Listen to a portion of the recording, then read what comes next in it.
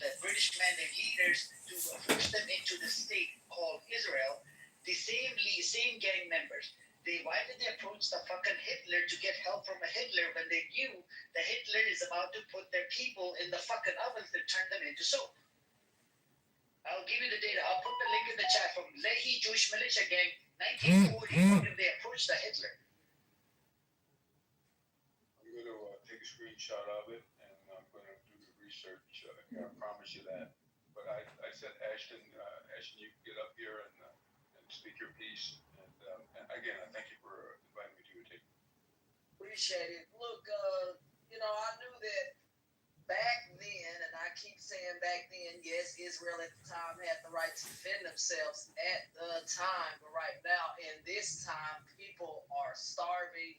My church has talked about wanting to go and send supplies or missionaries and stuff over there, but it's very, very dangerous, and a bunch of red tape and all this other kind of stuff as far as trying to send supplies. You know what I mean?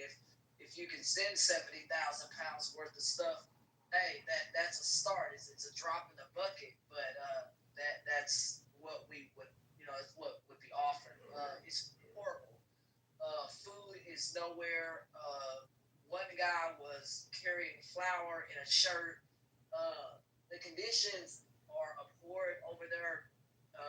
The way people have to live is utterly embarrassing. Folks, my church show are in open air, meaning outside. They have no running water, no electricity. My church said it's like they were thrown back into the equivalent of the 1800s. This is what they said. So it's really bad when you go from living modern to going back to living in those times. You have folks riding on donkeys, animals, whatever, with no place to go, and Israel continuing to say stuff about hostages and all this other kind of stuff. While an entire population of people starve to death, I find that to be inhumane and utterly embarrassing. America has talked about possibly maybe not funding. I know Donald Trump's kind of back and forth and whatever as far as the money that's being spent over there, and he has talked about looking at possibly lessening that or not being involved. But it's kind of here or there with this kind of stuff. I think America at this time should take that route and not fund weapons or whatever, ammunition or whatever at this time right now, because this ammunition is not being used for the good of the people over there. It's being used to harm them, and my pastor said that is not good. And the Bible says the poor shall be with us, but don't make them poor.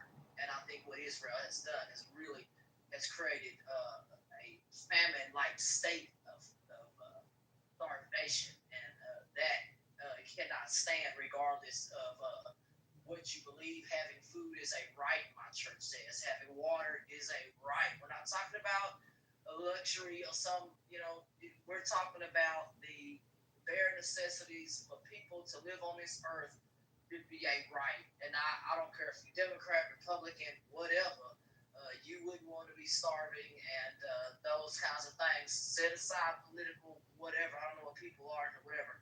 If you vote for Donald Trump, whatever. I'm just saying the fact, the pictures and all that, it's not AI. And to see people's ribs and that kind of stuff, guys, folks in Israel, hello, continue to protest. Some folks over there also spoke out about the conditions. So there are some folks in Israel speaking out, but we need the government itself to speak up, and it's not doing anything. Great for the people over there to speak up and protest, but we need the government over there to stand up. And instead of the government of Israel standing up and doing something, we get international crickets. Hello, Israel. Y'all got any answers to that and why people are starving right now?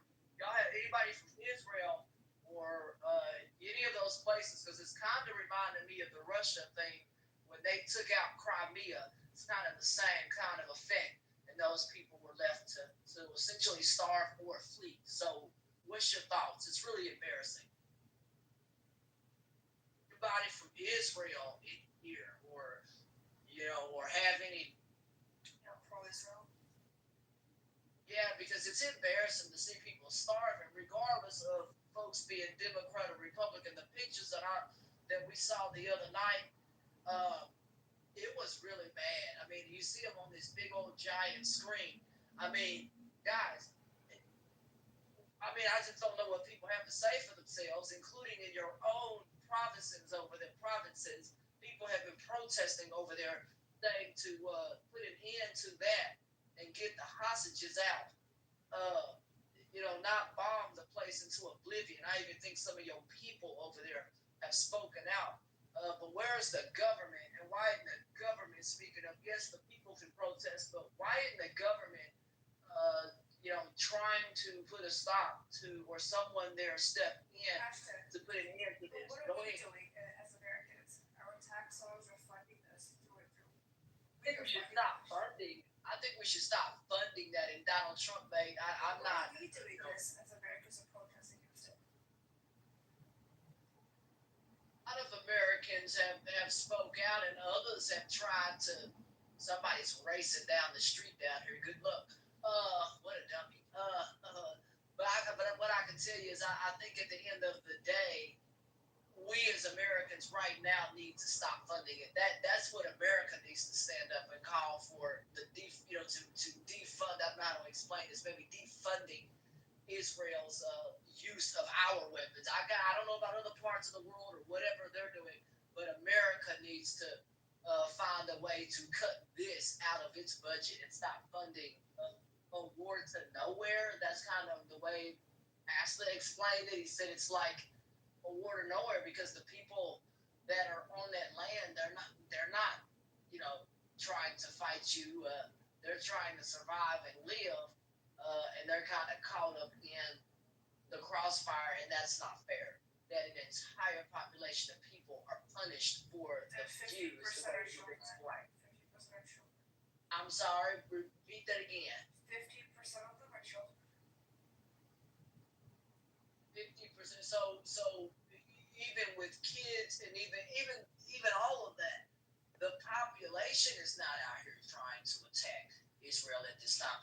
They are starving, and so I just think it's horrible to shoot at people and some of the things that we've seen on Al Jazeera. I think talked about one of his reporters were killed, and I don't think they would make that up.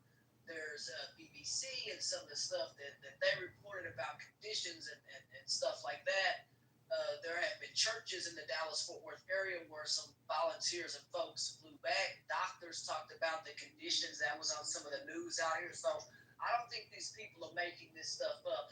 These are regular doctors and people. All right, we're not getting any, paycheck for being here. You know what I mean? So they are speaking about the conditions over there, and I just want people to understand that kind of stuff cannot withstand and and continue to be funded. What's y'all's thoughts on this? That America should pull back and not fund this because they have a chance to chunk something in a bill and say, hey, we can no longer fund this. America has that responsibility to do, I think. Well, Trump just keeps on giving more and more money. Wait, when did he give them? He gave them more money. Trump gave. Ah, okay, that's weird because he the way Donald Trump was talking, he was saying that essentially the stuff was a waste of money. And I don't know. Sometimes I don't know what to believe with that dude. It's like one minute it's like, nah, we're not gonna fund this because, uh, you know, it's just weird. It's like Cameron, you say one thing and behind the scenes there, it's something else. It's kind of like Zelensky, had asked for other war support. It's like, yeah, but what about America? It's like we keep funding all this bullcrap that is leading us to nowhere, including people saying that wars are great for America, and it's I don't know some kind of we get some funding from No, we seem to be on the losing end because we're the ones making the munitions and weapons and all this. And what do we get for it? I do not know. So I just find that also is the reason that I'm being. Just thinking about it, Israel has healthcare, free healthcare. You said what?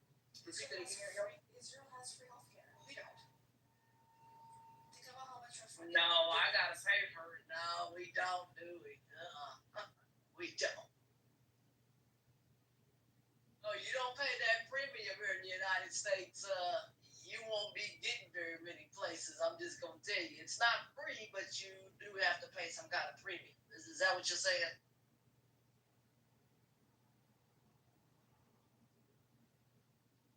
That over there, they don't have to pay that. Is that what you're saying?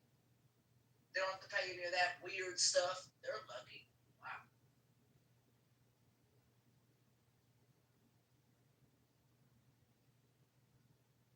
Wow. Anyways, anybody else want to chime in? The ceasefire, I don't think it's going to happen. It's a matter of time because Netanyahu is not responding to the ceasefire. It's always Netanyahu. That's a big, big problem. He said no to the ceasefire. Nope, he's not responding to the ceasefire. Not because Hamas agreed to the ceasefire, 2-month ceasefire, but and today, yesterday, security officials came out from Israel. I actually put the link in the chat. If you scroll up all the way up, you come across an article. The security official, they said that from Israel that if Netanyahu and the Israeli government would have accepted the deal, we would have had the hostages back home now. But when we had a ceasefire deal on the table, even Yoav Galant, that's a former Israeli defense minister, he said it as well that we had a perfect deal on the table back in July last year, but Netanyahu was the only one that didn't accept it. And he even said, "What the fuck are we doing inside Gaza? We don't need to be there." But Netanyahu did not want to do it. And the issue with the Israeli thing is, it's not just. Right? Because I think their whole general in Israel said Yeah, that's what I said. Yoav Galant. That's a former Israeli defense minister. Oh, defense. That's the one that was running the whole shit show inside Israel. Inside Gaza. And the ceasefire, I don't think it's going to happen because they're thirsty for blood. And it's not just Netanyahu. Netanyahu is just one person. There's a whole bunch of them. They're all psychopath, genocidal psychopath. They all have said crazy, disgusting psychopathical shit and relate to when it comes down to Gaza. Even this Yoav Galant, he has said no electricity, no gas, no water, and that's what they did. And this is why for more than a year and a half, no electricity. The only electricity they had was going to water desalination plant. Even they took that out. They don't have no clean water. They keep doing collective punishment. They did a collective punishment by not allowing the aid into Gaza. And when they set up the GHF sites, they're called Gaza Humanitarian Foundation. These sites are actually run by Israelis, and America, kind of funded a little bit here and there, 30 million, 20, in spite of the fucking violation, this site they have committed. They would harass people that are coming to get the aid, box of aid or whatever. They would harass them, take their fingerprint, take their face picture. And we had the American contractors, security. They said that we would, we would shoot them. His fellow guards would shoot them and laugh at them. This is a disgusting community inside Israel, and it's the survey came out in 2015. It was a recent surveys. 82% of Israeli Jews, they want to expel Gazans out of Gaza. 56% of Israeli Jews, they want to kick Arabs out of Israel. The discrimination rate, actually not to mention in 2015, they did a survey by Pew Research. They wanted 48% of Israeli Jews, they wanted to kick the Arabs out of Israel and all over the place around there. In 2016, the discrimination rate against the Arabs was at 72%. Another survey in 2022, discrimination rate against the Arabs inside Israel was at about 37%, and after 7th of October, it actually went up higher, higher than 70%. And the not to mention Ethiopian Jews, they get discriminated against as well. I actually provided some articles to this other person that I was debating. I think it was Sam in the audience. It was yesterday, and I put the link in the chat as well. I'll see if I can find the links and put it in the chat. Just because of their skin color, they get treated differently. And the Ethiopian Jews, they get discriminated against like really, really shitty. Like, um, and the cops. Because Yeah, the black they got. Yeah, because of their skin color. Yeah. Yo, I don't got no respect for Israel. If y'all remind me of the Chinese when they said that black people at one point were not welcome in China main province or whatever. That's pretty embarrassing if that's the welcome mat that they're giving other people because of their skin color. That is absolutely racist, and that's kind of like apartheid. That is embarrassing. I didn't know that. I'll put the links in the chat. Back in 2011 or 2012, you had the folks coming in from South Sudan, right? Just because they were black, they were denied. They were seeking asylum because of they were coming from war-torn area. There was about hundreds of families, and they were denied. From South Sudan. And it's a normal thing for Israel to. They even give them birth control injections and whatnot without their consent, and it's a normal thing for. And you wouldn't believe it. At one point, they wouldn't even allow them to give blood because they saw these people as maybe they're filled with diseases, this and that. Even though you can run the test on everybody if you have any diseases, because of their background, because of their skin color. There's a lot of fucking racist shit that goes on inside Israel. And Times of Israel reports there's about 8,500 slaves right now that have it inside Israel, and most of them are actually prostitutes. I'll provide a whole bunch of articles in the chat. Just give me like a few minutes. Let me look it up, and I'll put it in the chat one by one.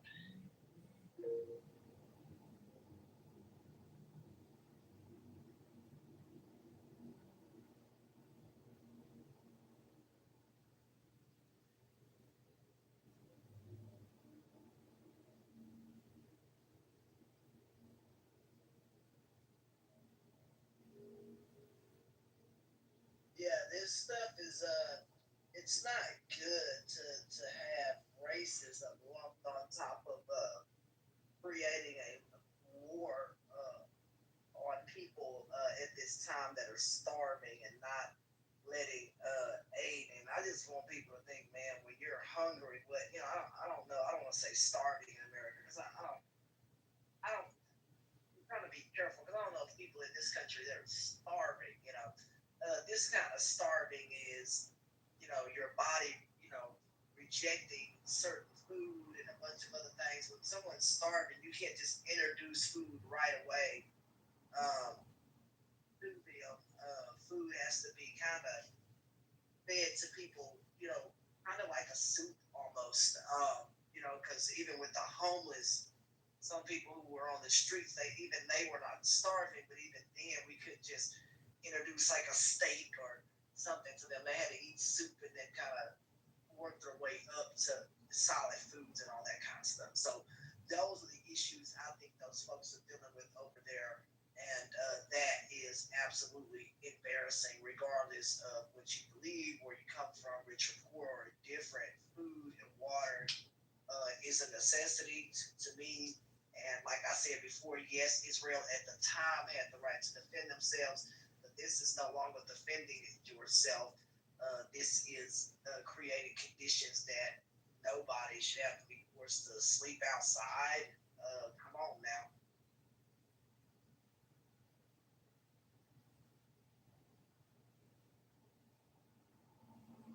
But the report in the chat, Ethiopian kids weren't even allowed to register at school at one point. You guys can check it out. I'm going to post more articles in the chat one by one. It's the disgusting Zionist entity that's, it's based on racism. It racist towards the Arabs, they're racist towards black folks, they're racist towards every community, every other community that doesn't look like them or that's not Jewish. Because they do teach Jewish supremacy inside Israel. There's a lot of yeshivas inside. Yeshivas are like, uh, the places where the kids go to get study on learning about their religion and whatnot. So there's Jewish supremacy that goes on inside Israel. I'll put in more data in the chat. By the way, Sam, go read up the fucking data and then judge it yourself instead of fucking bullshitting in the chat. You know what? You just we cornered you yesterday. You ran away. You couldn't handle the smoke. Who is that? Every time. Come up. If you're able to come up, it'd be better so we can hear your thoughts. Because He's Ashton. He's Black American. I talked to him yesterday. I said, if America and Israel were to go to war, right, what side are you going to be fighting on? He's like, yeah, I'm gonna have to think about that. I gave him another scenario. Anthony Blinken, do you know, under Biden administration, he lied in front of the Congress to just keep giving weapons to Israel, just to support Israel, right? Because we all knew that Israel has been violating the aid. We have a Lehi law intact in America. If you lie in front of Congress, it's in violation. It's against the law. It's a felony to lie in front of Congress members and lying to the people of Americans, about if the aid is going through or not. Any entity that's committing crimes, that's stopping the aid from going in, and we're still giving them weapons, that's in violation of the laws. There's a lot of laws of this. It's called the Lehi law. And I told him that. I said, is it justified? It was just a yes or no. He did not want to answer the question straight out because he lives inside Israel. He converted to Judaism about 10, 15, 20 years ago, and he lives inside Israel, so he thinks that, oh, okay, I'm somebody. Idiot. Let me put the link in the chat for how the Ethiopians were discriminated against. And every time you bring him data, he's like, I know some people. I know 10 people. I know 20. His anecdotal experience, he thinks that speaks for all of the Ethiopians inside Israel. Disgusting. I mean, if the Ethiopians are being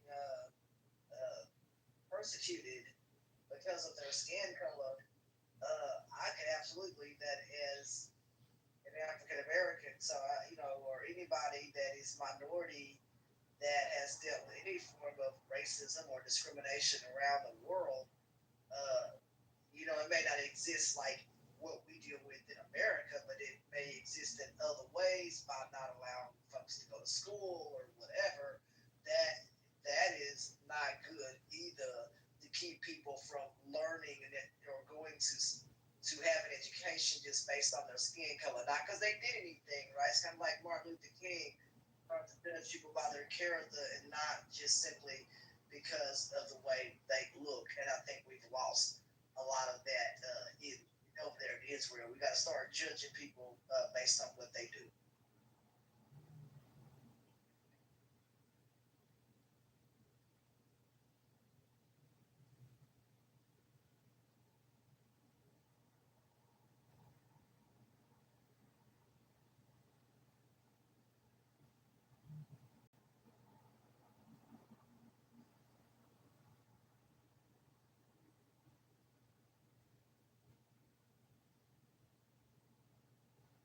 So I'll read it out to you guys how the Ethiopians are discriminated against Israel. And it's very disturbing and disgusting when I pull up the data. The historical and ongoing inequalities upon their arrival over several waves in the 1980s and 1990s, Ethiopian Jews faced widespread racism. Their Judaism was frequently challenged by religious authorities, and their contributions were marginalized, often perceived as second-class citizens. This is reported in the report that I posted in the chat. If you guys read up on it, by Humanian. And particularly egregious example, blood donations from Ethiopian Jews were discarded in the 1990s due to unfounded fears of HIV, a policy later condemned as discriminatory.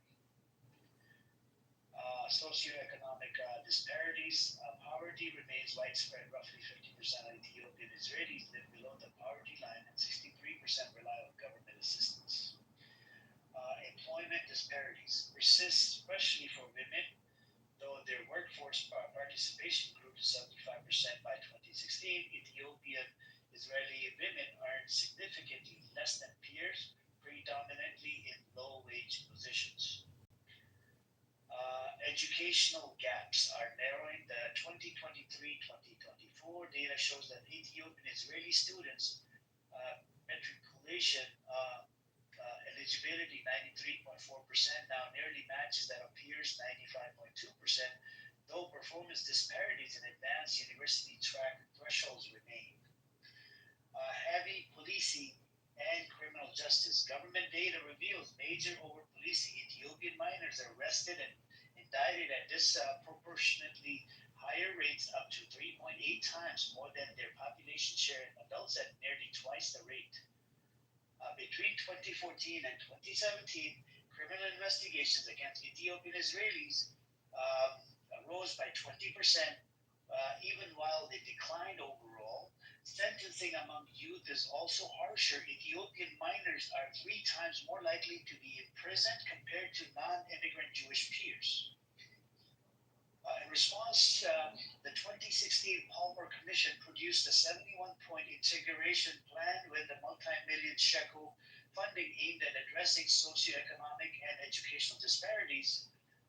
Number 4, public backlash and protest. A viral 2015 video of an Ethiopian Israeli soldier being beaten by police triggered widespread demonstrations, bringing international attention to police brutality and racial profiling.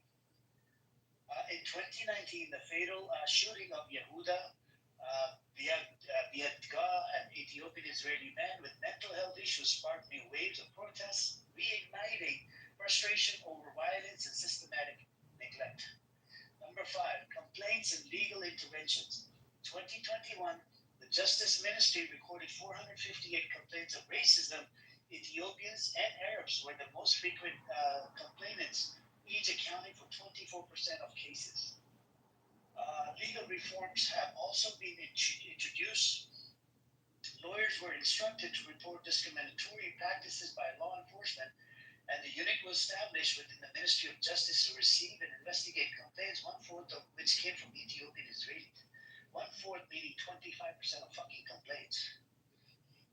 Marginalization in broader society. The prolonged captivity and eventual release of Avera Mengistu, an Ethiopian Israeli held hostage in Gaza, resonated deeply within the community. His case underscored how marginalized communities often receive less media and governmental attention despite long advocacy efforts.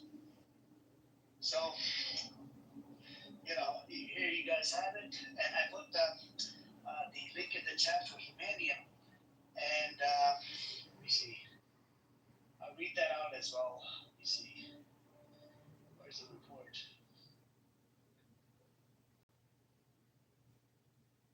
All right. I'll go with the report. I like reading this out to the people. That way people might get educated and relate to how Ethiopians get treated inside Israel, disgusting behavior that's going on since 1980s and 70s. And here they are fighting for, talking about the only democracy in the Middle East. The article that I posted in the chat is by Humanium. Examining the rights of men, if they're gonna treat them like crap. I mean, it's like in the first place, why would you let folks in your country if it's like, okay, we're not gonna let them work, but they have to live off a similar welfare system or something like that? I just find that to be really horrible. If you don't want them there, then don't let them there, but don't treat them like crap. Then allow them there. It's really kind of one-sided to me. You know what I mean? I don't understand it. I don't know. It's really weird. It is. So I'm going to read it out to about the examining the rights of Ethiopian Jewish immigrant children in Israel. The persistent systematic discrimination faced by Ethiopian Jews in Israel has left Ethiopian immigrants in a distressing state as they persist in their struggle for equal rights their community confronts significant challenges such as disproportionately high rates of incarceration, discriminatory incidents within the education system, and elevated poverty rates that impact the mental well-being of the children in the country. Realities for Ethiopian youth in Israel. Ethiopian Jews began migrating to Israel in the late 1970s amid the Ethiopian civil war and famine. Due to their historical isolation, they developed distinct religious practices diverging from mainstream Judaism. As a result, their unique identity has contributed to challenges. Fully integrating into Israeli society, where they are not regarded as first-class citizens. Um, the Ethiopian community in Israel, constituting over 145,000 people, represents less than 2% of the nation's population. Unfortunately, a stark reality persists within the community, with over half of its members living below the poverty line. A significant contributing factor to their plight is the chief rabbinate non-recognition of Ethiopians and their children are fully Jewish, leading to systematic discrimination, marginalization. This Cramer 2018, the challenges faced by parents of young Ethiopians in the country are particularly heightened in under-resourced neighborhoods where the children confront issues such as substance use and violence. Additionally, overcrowded living conditions, widespread alcohol consumption underscore the considerable difficulties experienced by Ethiopian youth within Israeli neighborhoods. Integration challenges for adolescent Ethiopian immigrants. Since the 1990s, there has been a concerning rise in juvenile delinquency and school dropout rates among Ethiopian youth, accompanied by the alarming increase in depression and suicide cases. These challenges manifest as a profound sense of feeling different among the youth, marked by emotions such as despair, sorrow, sadness, and disappointment, humiliation, disrespect, and devaluation in their professional lives. Furthermore, prevalent feelings of inferiority, hopelessness, and helplessness pre-meet their social experiences. Qualitative research on the experiences of adults, I can't pronounce this word, Ethiopian immigrants in Israeli society underscores an enduring struggle with integration challenges, with culture gaps and the stigma associated with dark skin color identified as significant obstacles. And what else do we have? All right. Children of Ethiopian descent were unlawfully denied registration at school at a central district of Israel. This not only constituted a clear violation of children's rights to education, but also reflected a broader pattern of exclusion within the country. This is referred 2012. In a separate incident, an Ethiopian mother and resident of Israel reported that on her daughter's first day of kindergarten, the child was placed in a classroom exclusively composed of Ethiopian Israeli youngsters, despite the school justifying the placement based on the geographic area of the children. Parents publicly perceived it as a result of the color of their skin, expressing concerns about potential discrimination. Um, in addition, a 2019 group of Ethiopian Israeli parents took legal action against four ultra-Orthodox schools in Jerusalem that refused to enroll their kids for the upcoming school year, further highlighting the persistent barriers in the education system. These incidents underscore the urgent need to address discriminatory practices that promote inclusivity within the educational framework. Struggle for equality. You have, since 2015, Israeli law has allowed the imprisonment of children as young as 12. However, there is a growing call to align this law with the Israeli youth law intended for all children. Unfortunately, evidence suggests that discriminatory implementation by Israeli authorities, European Parliament 2016, is particularly concerning when considering that young offenders of Ethiopian descent are three times more likely to be incarcerated, and almost 90% of them received prison sentences.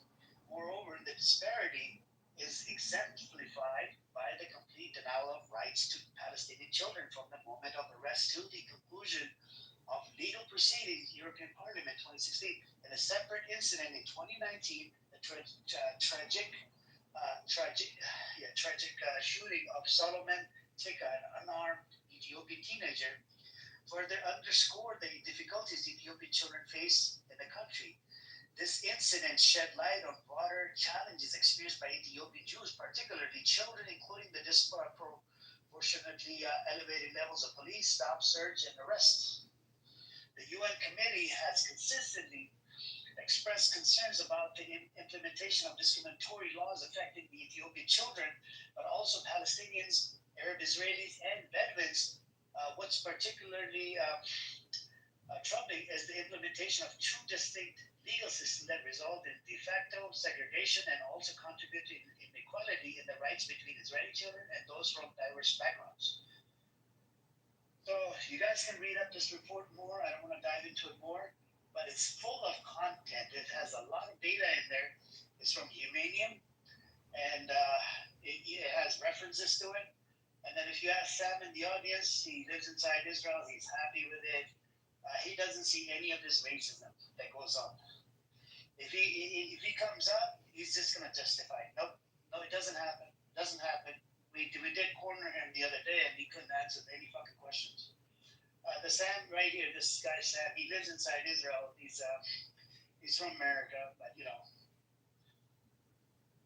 what do you do? It is what it is. Anyways, if anybody else want to come up, let me see. If anybody want to come up, you guys want to come on up and maybe add value to the conversation. There's a lot to talk about when it comes down to Israel, from discrimination to fucking, being apartheid and apartheid to occupation to genocidal state. You didn't debunk shit. You want to come up, Sam? We can talk about an Ethiopian thing. You want to go over the report again, Emmanuel? Read the whole fucking report. How the kids, over the Ethiopian kids get discriminated against. Disgusting, disgusting. You know? And you just have to give what? Injections, right? What was it? Birth control injections and whatnot to the only to the Ethiopians, right? You didn't deny entry to the hundreds of families that were coming in to seek asylum from South Sudan just because of their skin color. You didn't do that, right? And I remember Sister Eze shared it as well from Uganda. Was Uganda or something? They didn't rescue them. The Jews from the Uganda or something. Let me look it up. Hold on. Let me dive into it. But Ashton, do you know that the U.S. police gets training from the IDF? I'm not sure if you know that. Oh my God! Okay, that's a whole can of worms. I found that. I'm like, what the hell? I'll put the articles in the chat. So basically, I'm very shocked why we would be going to Israel to gain training for our police force. So there's articles that go to show that because of the way in which the idea of Israel goes and polices the Palestinians through discrimination, as you've heard, through racism, through a lot of aggressive tactics. That's what's been trained and passed on to our freaking police force. I'll put it in the chat. I should read it. I was just baffled when I first learned about it. I couldn't imagine why we'd be going to work with the IDF for police training. This made no sense to me at all. I put another link right now. I dropped another link about the yeshiva. I made the claim earlier, and Sam kept on denying it, and he's crying like a little B word in the chat. I put the link in there. They arrested the embracing racism rabbis at pre-army yeshiva. Lord Hitler urged enslaving Arabs. Recordings show instructors at Settlement Academy openly promoting Jewish supremacy. Principal says Arabs wants to live under Israeli occupation due to their genetic inferiority. And this is the two rabbis at a pre-military religious academy in the West Bank settlement were recorded making derogatory and racist comments about Arabs, defending Adolf Hitler's worldview, and openly promoting Jewish supremacy. So this is one of the, I could say probably 20s and 30s and 50s schools that they have that actually promote Jewish supremacy, that teach Jewish supremacy. They think that they're the God-chosen people, and this is where they had it wrong. You you can't think like that. You're educating people that you're you're the God chosen people, and you're fucking committing genocide and killing and butchering and slaughtering kids, men, women, whatnot. Are you denying this article, Sam? Are you denying this? The Times of Israel? Are you denying the Jewish source? It doesn't matter, private or not private. It's a freaking yeshiva. It doesn't matter, private or not private. A lot of people, they like to send their kids to private. I don't know what he's talking about, man. Just an idiot. So they do teach Jewish supremacy. That was my fucking claim from the day one, from the jump. Who is that? This guy is Black American. He moved over there, converted to Judaism like 10 or 20 years ago. He lives on a stolen land called Israel. Wait, do you deal with racism, sir? When you say he's a Black American, do you deal with any kind of discriminate? I mean, I don't know, but the Ethiopian people, it's embarrassing because they do, and that's sad. Yep. This is, he came in here and he's even said it himself. He lived here for about 20 years, and he lived in Israel for about 10 or 20 years. And we asked him multiple questions. He keeps on denying it. It's just because he loves Israel too much. I don't know what the deal is. I don't know. When you move to Israel, I don't know what happens to you. You know, the whole thing changes. Like, you don't see any more racism, no discrimination. You look the other way and relate to everything.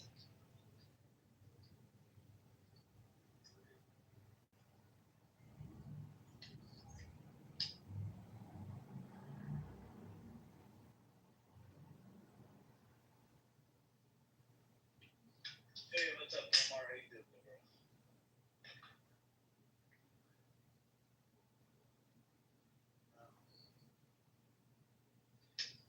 Anyways, that's where we're at right now with this whole data and shit.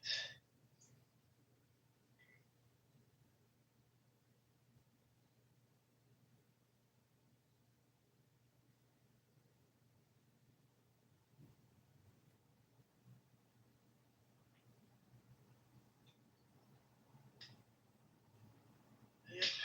Let me see. See what else is available. Yep.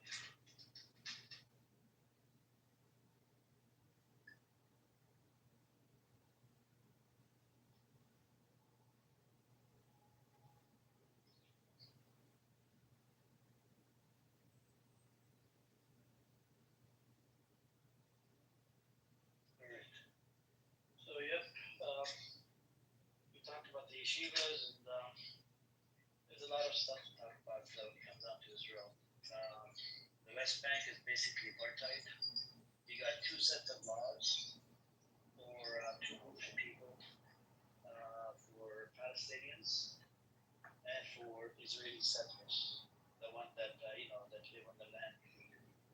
70,000 or 80,000 of them are American, and the rest of them they're from different part of the world, and some of them are actually pedo. So the way it works is, let's say if they committed crimes in America, what they would do is they'll run to Israel, and Israel would actually protect and defend these people because they would try to extradite them, like America wants to extradite the Syria, the pedo, whatever. What Israel would be like, no, they live in the West Bank, it's on the occupied land, so we can't do anything about it. That's how they're able to get away with it.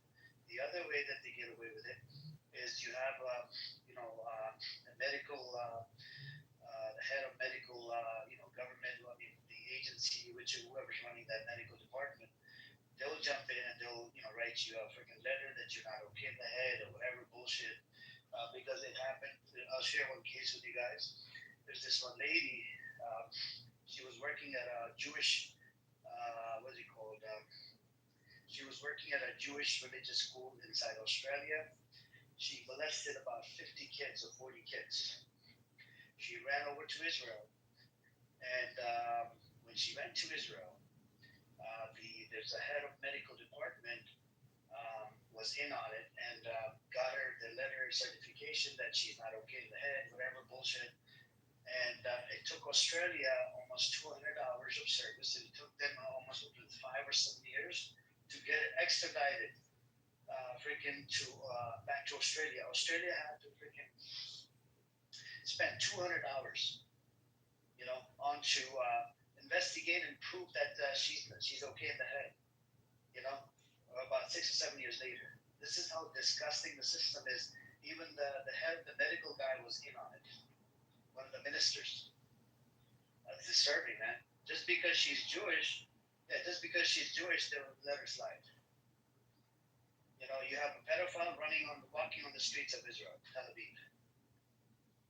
That's sickening.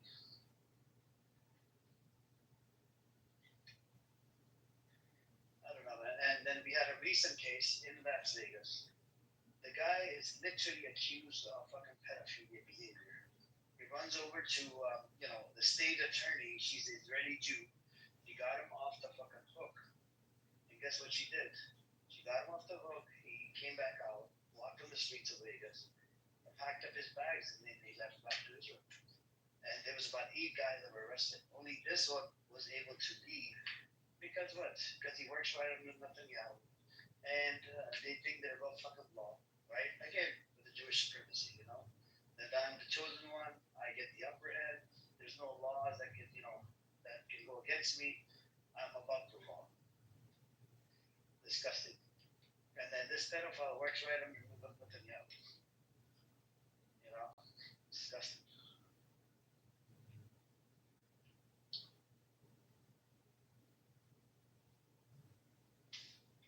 Well,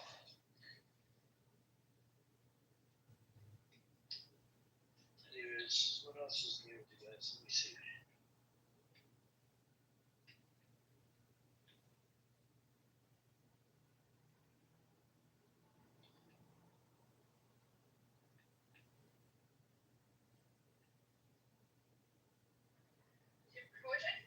Yeah, he's gone. Can you believe his justification for everything was the Holocaust?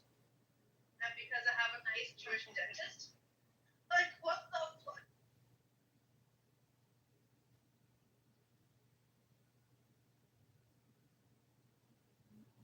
He was basically a Zion. Oh yeah, a Zionist, right? This is the problem with some of the Zionists. Like, I think Abu says shy Zionist. He was a shy Zionist. Yeah, he's right. Oh, but it's sickening, man. These type of people, I don't know where the fuck they come from. And kept on saying Holocaust, Holocaust. Like, Palestinians are responsible for fucking Holocaust, man? Seriously? Go after Germany. What the hell are you doing here? Holocaust, Holocaust, Holocaust. I'm like, what?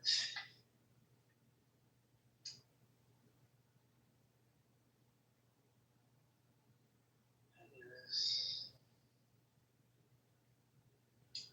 Well, I think, Sam, there's no point of changing people's mind anymore about Israel. Israel lost the plot, man, a long time ago. The PR war is done, and there's no point of, trying to tell people Israel is good, Palestinians are bad. It ain't working anymore. That old narrative just went down the toilet.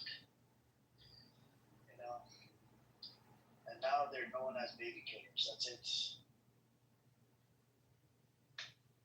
And even the Israeli passport, I don't think it's going to be respected. I would suggest you to hide your Israeli passport, use your American passport to travel anywhere you want to go. And don't tell anybody when you travel that you're Israeli. Because people don't like Israelis anymore.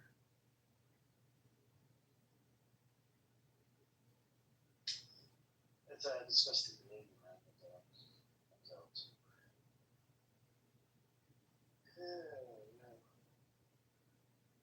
Anyways.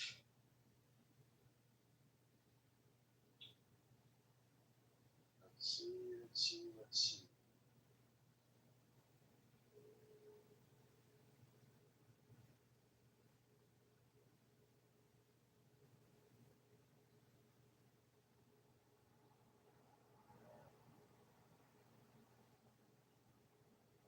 this.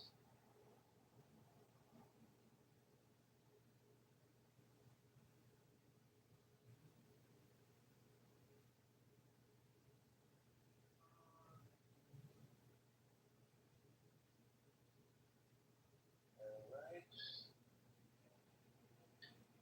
Let's see what else I have here. Yep, I think if you guys want to, learn about what is it? If you guys want to learn about the Asbara book, so you might come across Israeli down the road, and some of these people you would see that they have an Asbara book. I actually shared a link in the chat. Let me see if I can put it in the chat again. There's a Asbara book that these people use, and they're well trained in using Asbara book. It's about 100 to 150 pages, which they used to debate talking points. The publish of Asbara was in 2009. And it was 2009, and the book was published. And then in 2012, they ran out of business. And it has the talking point for it and against it. It tells you which one to use to support the narrative. From 2009 up to 2009, they keep on putting the blame on Hamas and Iran. That's it, Hamas and Iran. And the biggest threat in the Middle East is actually Israel. It's not Iran or Hamas. And how could you make the claim that Hamas is a terrorist entity when Netanyahu funded freaking Netanyahu funded Hamas? This is the problem, delusion. And right now, Netanyahu is giving weapons to what? They're giving weapons to ISIS members, and it's all posted in in their own Times of Israel article.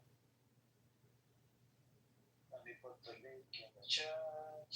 Where's the link?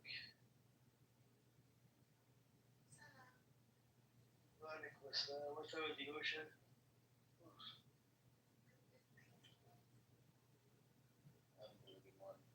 Alright, here's the link for the Asbara book. You guys can download it in PDF. It's available on our website. Yeah, go on now. Show what you were saying.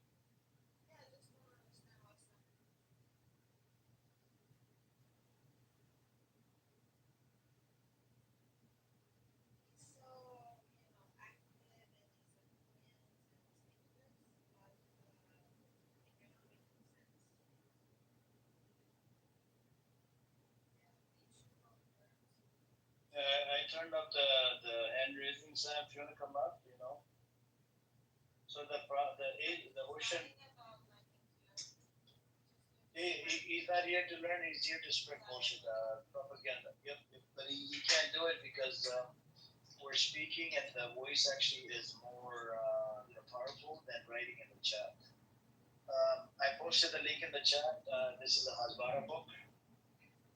It's available on my website. You guys can download for free, no charge. It's a PDF, 100 pages or 120 pages. It has all these talking points that they use.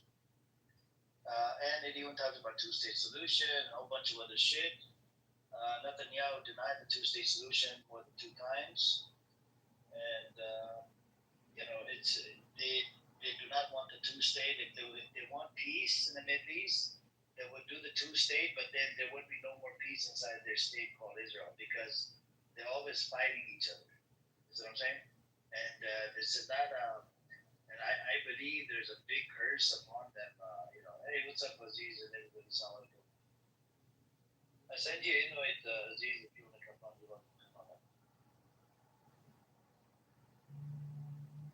Yeah, there's a curse upon them. These people, I don't think they're Jewish, right? And these people, they're always fighting against each other, secular versus religious versus secular. There was a party, I'll give you guys an example. There's a Shah party, the coalition, whatever. He said, he came out on TV, he said he's going to blow up the coalition if his people or kids from his group or community don't get exemption status. It was posted. And then he came back on and he had to retract his statement. This is how pissed off these people are. You see what I'm saying?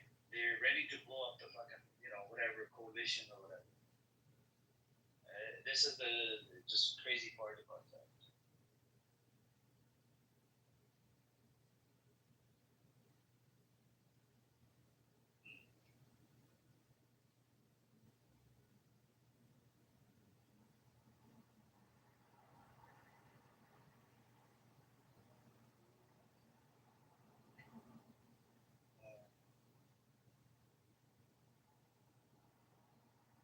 Let's see.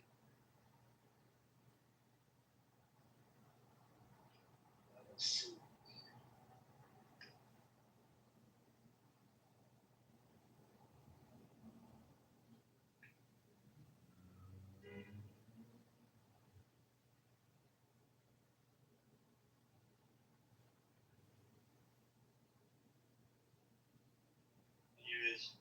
Were you there? Did you listen to that where BB versus what's that guy's name? Who? BB versus Ivan. No. You didn't hear the altercation. Shuki played the clip the other day. You were not in the room. Ask Shuki to play. Okay, I'll ask Shuki to play it. It was crazy.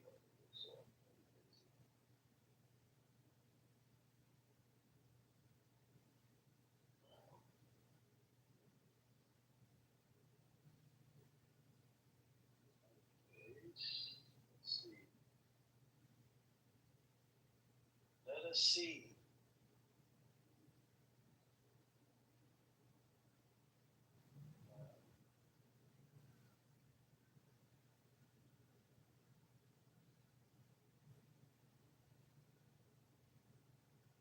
Okay.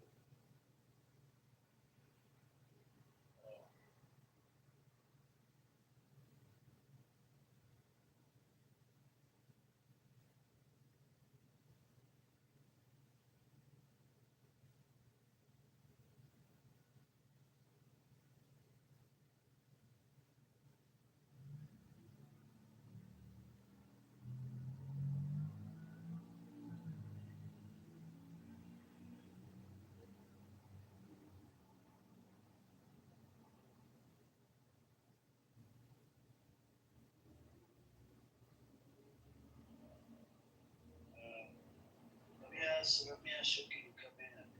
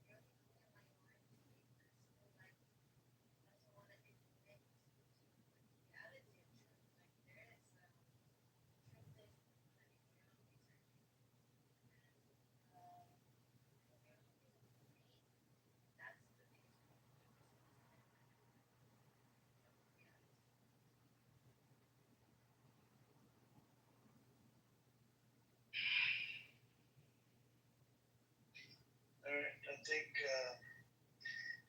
we're Shuki to play the clip. Did you want to say something, Bella?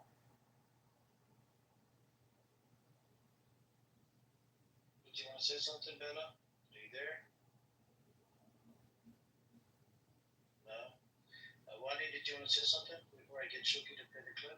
No, we've been on just listening to it, but I think it's not pretty much. Okay. Okay, So, let's listen thanks, to bro. yeah, let's listen to the clip. Shuki, go on, brother.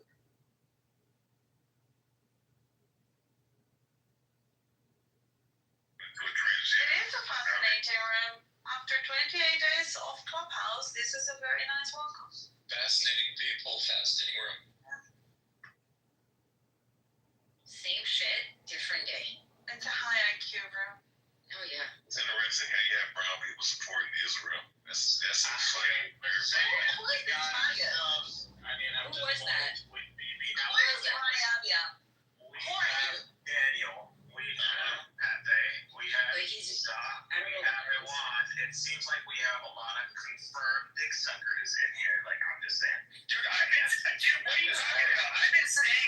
I've literally been like staying out of your guys' fight.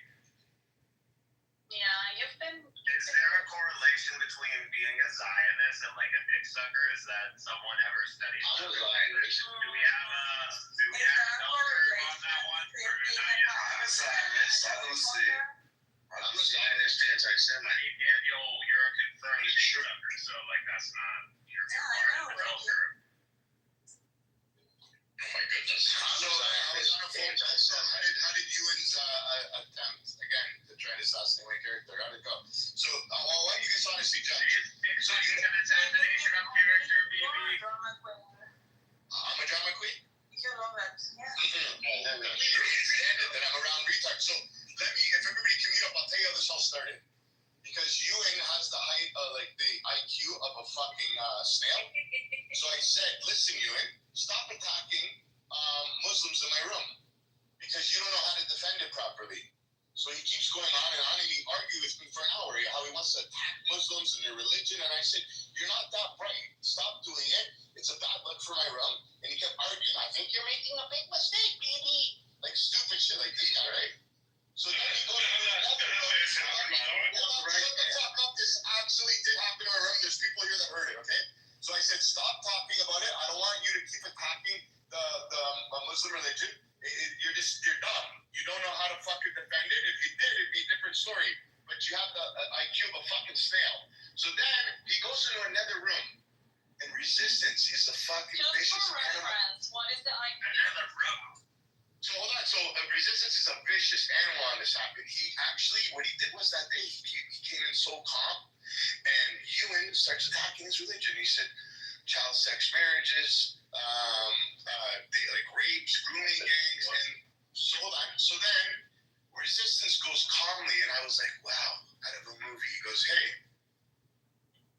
you follow your book, and you're worried about, you're questioning how I follow my book. But I was in a room, Ewan, where you said you sucked your coworker off and swallowed it. And Ewan goes, yes, I did, and I'm proud of it, but I'm married now, and I'm not gay. So I said, holy fuck, you sick fuck. Not only do you not know how to rebuttal, but you gave a guy with an empty gun bullets. That's also a BB's head, by the way. So this guy's a pathological liar. I mean, the way resistance saw it is that you have no moral stand. None. And you're making fun of his religion. So then I attacked him. I'm like, this guy is dumber than dumb. Because he wants to attack the religion, doesn't know how to defend it, and then he openly admits he sucked the dick. And swallowed it. And then claims that he's proud of it. I mean, you say like there's nothing wrong with it. Ask Daniel. I don't compare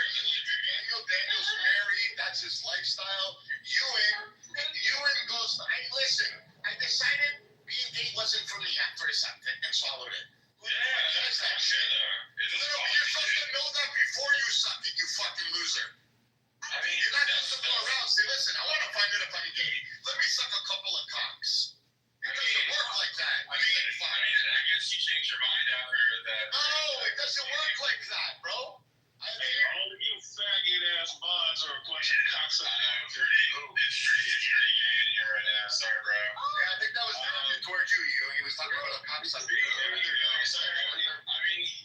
like trading, so Simon, you're a faggot. And then the whole funny thing is they already played that. They played 2 videos and everybody declared that that wasn't you, but you're still going on it. You believe your own lies. Just sitting there. well, okay, so most of the discussions that I've had. And then the idiot teams up with a raging anti-Semite to attack a Jew because he's such a low-life fucking loser on this app. No, do you know what? You're a low-life. You're the worst Jew. That's the problem. So I'm a proud Jew. You're a worthless Jew. That's the difference. No, you're kind of a scumbag. You don't know how to fucking rebuttal. You don't know how to argue with people. So his rebuttal was, there's grooming gangs, and there's over like 20, 30 rapes every day. And somebody goes, give us receipts. He goes, what do you mean? It's everywhere. They go, prove it. He goes, everybody knows. That's not proving it. That means you're a fucking idiot. Because if you actually could fucking prove it and show stats, it would have been great. But you don't have them. You don't know how to rebuttal. So you can make up a stupid fucking lie. I think That's you not a can lie. come to That's a point actually and realize that you've been You're the one getting. yelling at I'm not getting upset for about 1 this. hour because you are measuring who sucks more dick of the 2 of you. I know. So the difference is I don't suck dick. I mean, yeah. So for me, like the way that I look at it is. And you say, yeah, it's like, I like you, and I don't need to test it to see if it's for me. You fucking No. weirdo. Like what I'm saying though is that I'm pretty calm right now. Maybe someone that's freaking out. You gotta chill here. Baby, you gotta chill out. Like, just relax, dude. I'm trying to understand. It has nothing to do with being homophobic. See, you're missing that's the whole problem. You guys are all missing the context. What are you talking about? You're right. That's why you You're a Muslim on the app. You don't tell them. Like, if you're gay, you're gay, right? That's nothing you can do about that, right? That's just who you are. God bless you. You don't tell people, I just tried to suck a dick. I swallowed it.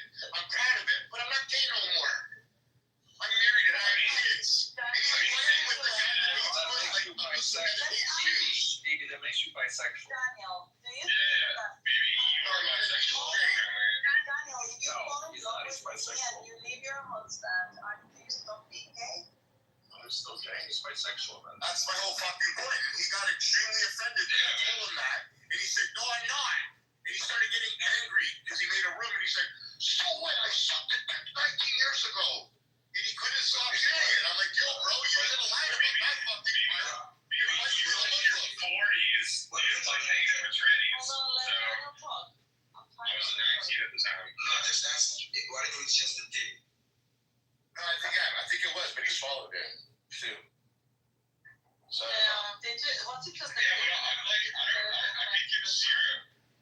I could give zero fucks about this. I don't care about it. It doesn't bother me in the slightest. It's like, maybe this is the thing. You're the one that's screaming right now. I'm like, because I'm ashamed of how stupid you are. I'm I mean, embarrassed that you call yourself a Jew. You tag up team with What a a fucking Jew? raging anti-Semite. What do you mean? You said I'm not Jew. No, I'm Jewish, but like, I'm not like. Jewish? Since Okay. when? Oh, it's What okay. are you talking about, you said? I don't want to hear it. Since when? Yeah. Since I was a child, my mom's Jewish. Why is this the first time I hear about this? I don't know. Because we How weren't did you talking marry? about. How did Because you we weren't talking marry? about. He's not Jewish.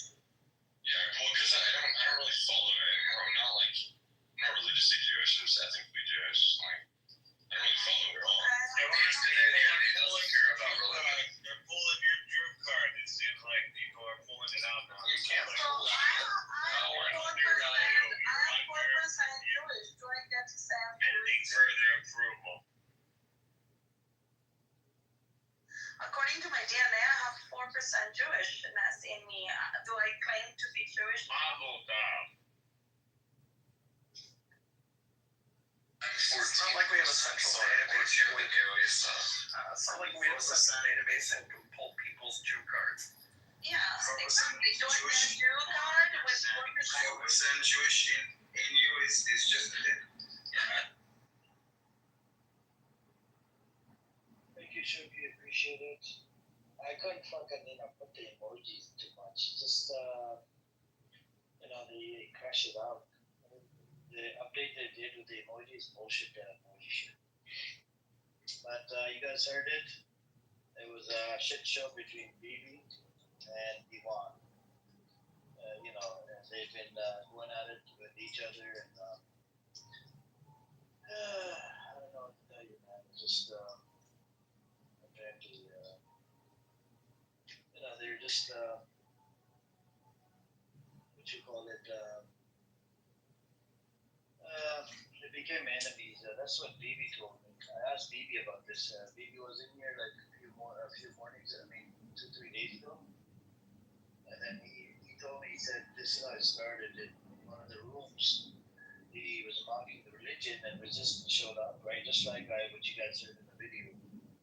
And resistance was, you know, he was being nice or whatever. He just asked because this Ivan guy was attacking the religion. And Resistance just asked it nicely, like, hey, weren't you followed the book? Weren't you in the other room? He said something about sucking your coworker's dick. That is classic, guys. I can't believe it, man. This guy is admitted to his own sin or deed or whatever you want to call it. That was funny, man. That was funny. Did you heard this, right? You heard it before? I was in the room. I remember. Oh, fuck. You were in the room? Oh, my God. Yeah, I was there. That's crazy. Yeah. That's funny as fuck, though. Yeah, I think the Zionists their spirit is broken a little bit. They hate each other, you know. They turn. Pull up to the Hunter side, man. All you Somali bitches, pull up over there to the Hunter side, man. This weird ass dude on all this talking about. Oh, yeah, it's fun. You already know my name. You knew my name when I popped up in here. Why do you troll? Bro, who's this ratchet man, bro? Why are you trolling? Why are you trolling? All I'm saying is, like, you know my name. This is Beast from the Hunter side, man. I know, but why are you Pull up over here to the Hunter side. Nobody's putting up it anywhere, bro. Come down, man. Calm down, Beast. Calm down, brother. Calm down. Yeah, I mean, you heard Germany, they ceased arms sales to Israel. Germany. Not Germany, bro. Come on. You know when Germany it's a real problem. It is. They all argue with each other because, you know, like some of them, like, they hate that Rubenstein guy because he's willing to concede certain things. The ones that are willing to concede things that are true, they hate them. They're like, don't concede.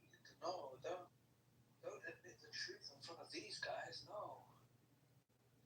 So they're the ones they hate. They're the ones they call the self-hating Jews, which is crazy. So interesting, very interesting.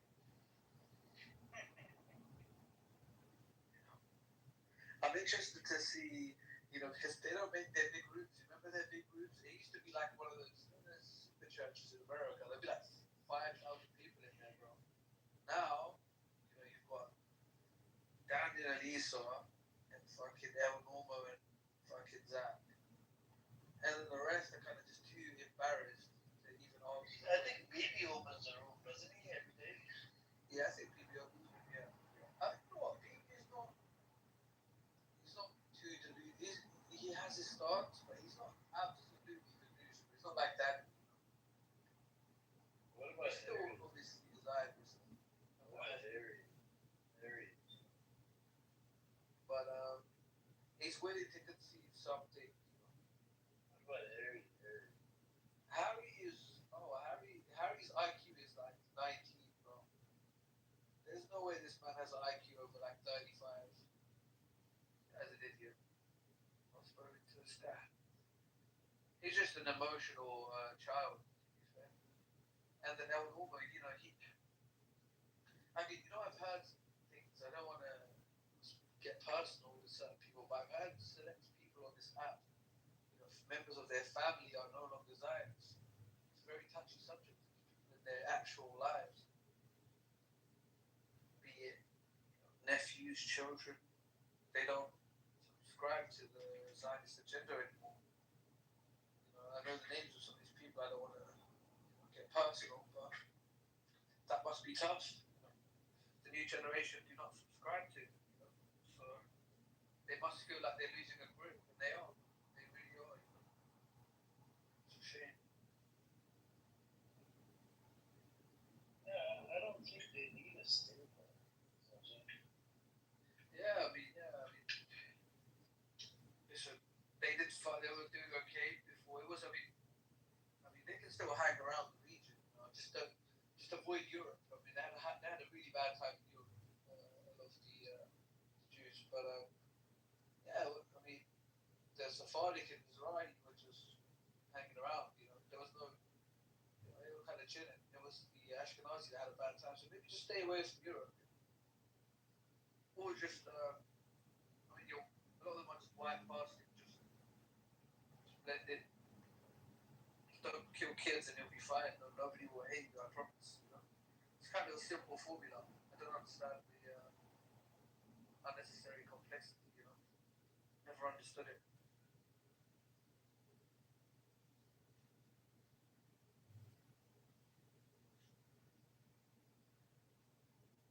That's true. It's just it's tough to agree to any of the shit that it's majority of the time. So Yeah, but I think that's and I think now more than ever they will be unwilling to concede, you know, because you know they're losing a grip, they're losing touch, they're losing control, you know, so they can't afford to concede things because in their minds an inch is a mile now. They're on the edge, you know when you're on the edge and you kind of you can't move how you used to. And I think you can see that. You can see that when you speak to them. They're different. They're very different. So, like I said, when Europe, you know, they usually use the morality card, but when half of Europe, the leadership is saying, you guys need to stop, or that there's no morality unless you're absolutely delusional by international standards. So we'll have to see. Maybe you are delusional. Maybe.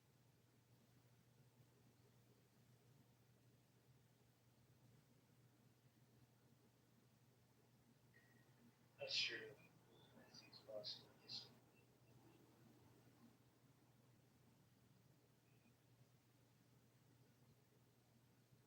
I think Israel needs to be demilitarized.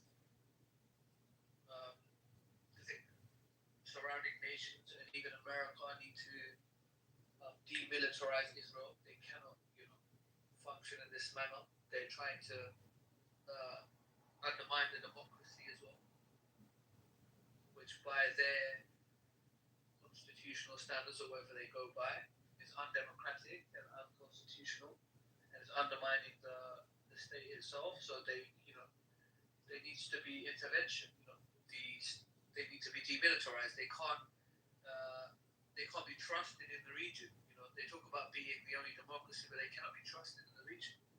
They've shown time and time again how heavy-handed they are. We've even seen, you know, terrorist attacks from them. You know, we've seen a bunch of actions that suggest that there needs to be intervention.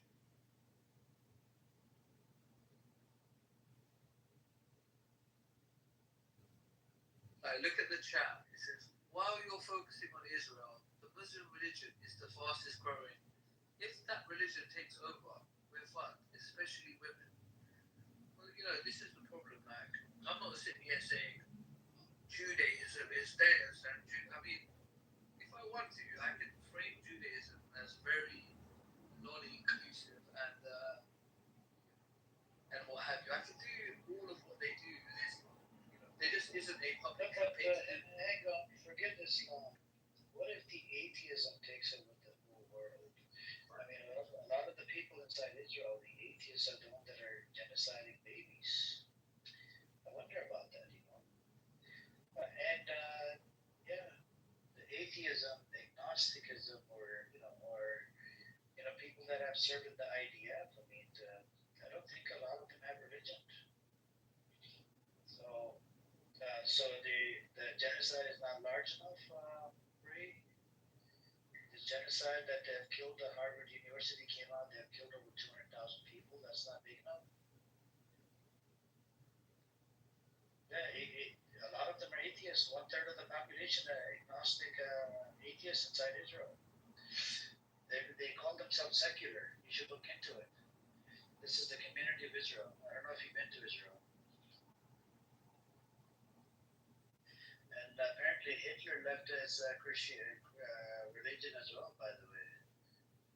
Yeah, I mean, Stalin was. Stalin was an atheist, right? Was he not? Yeah, he was. How many people did he kill? How many Muslims and Christians did he kill?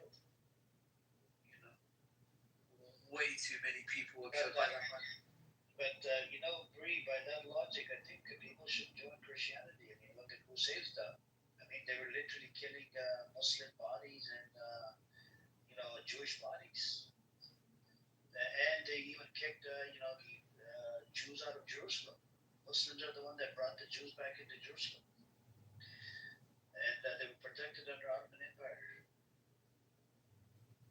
I think this is the problem. Like, we live in an era where, one man, one idiot, one Benjamin Netanyahu, regardless of his thoughts. Yeah, but Bree, can you do you come from a Christian background? If you do, then you got to keep this in mind.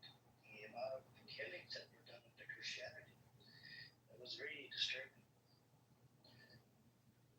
The Crusades was the big one, but anyways, carry on, Aziz. Yeah, no, I was just gonna say, this idea that there's so many people. Well, we can see, Stalin was one man, Netanyahu is one man. It just takes one man. This idea, this anxiety about religion is growing, or the world's population is growing. Like, this is just normal, first and foremost. So I don't know where this idea that there's like this master plan, but then this is, if I was to say this about any other religion, it would be like hate speech, right? But there almost seems to be no ability where it's about talking about Islam, especially when I'm on this app. Like, people just talking about Islam. We don't sit in this group. We don't just talk about Christians. We're not saying all Christians are like, we need to watch out for Christianity or Judaism is this, and Judaism no. We're trying to be a lot more honest about what we're seeing. There are good and bad on both sides, but when select individuals get power and allow their political agenda to seep in, and their personal political agendas to seep in, then it's a problem. But to just sit there and say, it's religion, well, I could just do the same for you, Bree. Just do the same for you. So, and you have to just sit there and eat it. Like, just keep that same energy. If I was to do that, I'm not going to do that because I'm not an idiot. But just keep that same energy. By the way, Bree, your facts are wrong. Moors were not enslaved by Muslims. You should look into it. I think you're mistaken. Bree, you need to, learn some history lessons. Seriously. Bree, you're an American, so how the fuck do you feel about the white people enslaving black people for so many years? Oh yeah. Should they get reparations? That's actually recent. Should they get reparations? You're an American. Talk about the American shit that's happening. That has happened. Bree, reparations? Should white people give reparations to black people? Yeah, this is, that makes you a hypocrite. You talking about other people and this and that. But Amir, you have to remember, like, when Bree, I would suggest you use ChatGPT instead of writing shit that doesn't make sense. You just, a lot of the shit that you write in the chat is bullshit for you. Amir, you know what it is? You even mentioned how women are in trouble. I mean, women in America got the vote in 1920. The first university on earth was made by a Muslim woman. The rights that Islam was offering women did not enter the fold in Europe until like 1800. So, and women couldn't even vote in here in America. The 1960s, guys. Yeah. Right. It's like, it's so disingenuous. It's like, guys, it's like saying, oh, yeah, you started brushing your teeth yesterday and now you want to talk about oral hygiene. Like, please, give it a rest. Like, come on. Like, please, bro. It's just a bit embarrassing, Just a bit embarrassing. And then there's slavery thing is like, just it's all a bit embarrassing. You ignore America's, involvement and stuff. It's just all a bit embarrassing.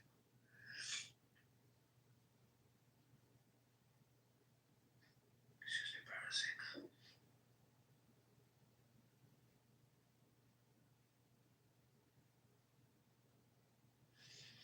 I think it's really you have to be really uneducated to like make someone. You can just tell when someone doesn't know what's going on. Sometimes you can just hear it from the arguments. Like where you can't even formulate a good argument. It's just kind of rhetoric. So a bit embarrassing.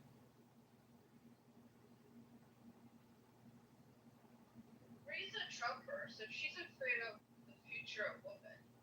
Isn't it the birthday 2025? Isn't it Trump who's trying to sort of take back all the progress that people of color and women have made? Isn't it his party that's saying stuff about religiously, the right to a woman's body and all that? So shouldn't you be more worried about what the fuck Trump is doing? Because since you are a Trumper. But you have to remember, all you need to do is scratch 1 inch for these people, and then they will ignore every other policy of their favorite candidate. Like this is how dumb identity politics is. It is. You can literally tell them, we are going to shorten queues to Six Flags. They're like, yeah, I'm going to vote for you, yeah. And it's like, bro, you ignored every fucking other policy because that's the only one. You seem to go Six Flags a lot, so he scratched your itch. Now you're going to ignore every other fucking thing he said. It's that dumb. It's that stupid. But they can't see it. There seems to be a lack of self-awareness. So, Bree, you can even come up, and maybe articulate yourself a little better. It seems like maybe we misunderstand.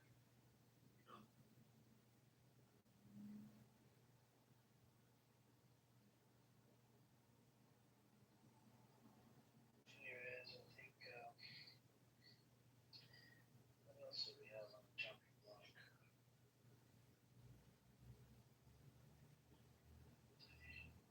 But Aziz, is the climate of the arguments and whatnot is changing when you go into the Zionist rooms? Yeah, definitely. Do you think there's some hope? Well, you remember when the Nazis, when they stopped the Nazis, they didn't want, like, it wasn't like they were reluctant, but they knew that there was an impending reality. They didn't want it to happen, but they felt it happening, and you can feel that. You can feel it in the rooms. You still have your crash outs like Zach. He's in India, doesn't have a clue, but some of the people that were trying to intellectualize it, like the roadies and stuff, they're gone. They won't hang around. They're gone. They don't want to have the actual debate anymore. Scared. You can't win it anymore. There's just too much to defend, and it's impossible. Yeah, it's like a checkmate. It's like a checkmate. It's like, how P. Diddy has like 180 charges. Right? You get away with some of them, you're gonna go to jail.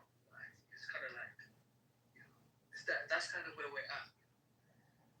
And I think the big mistake, Hezbollah had employed in Israel, because if you just admitted a few things, maybe we would get somewhere. But because you didn't admit anything, now we know you're lying.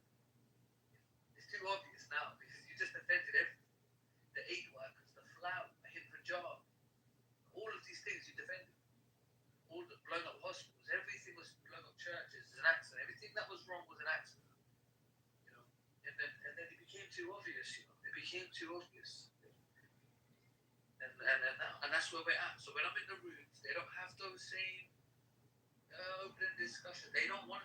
I join their room and I bring up a new headline, like a new topic, and they don't want. And he's like, no, you're not going to control. And then you're like, no, you're not going to control what we are talking in the hole. No, you're not going to control. I'm like, no, this is a headline that, like, this is today. There's no control. This is called the truth, that we don't control. control shooting thing. Yo anto sterile de nada, no tengo la trabaja. I don't want to know that. Like, I'm not, that is the news, bro. This is what's happening. You want Israeli sources, they got nothing. You know, they hurt them and they deserve to hurt because they're sick genocidal bastards, so fuck them.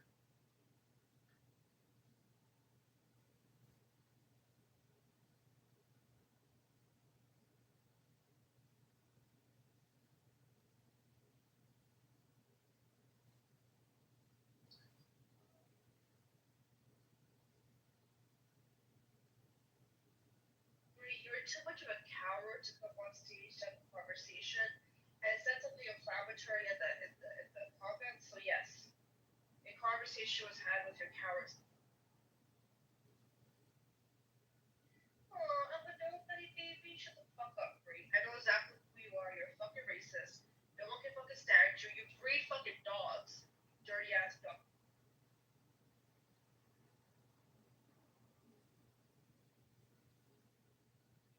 Well, I got proof of it, okay?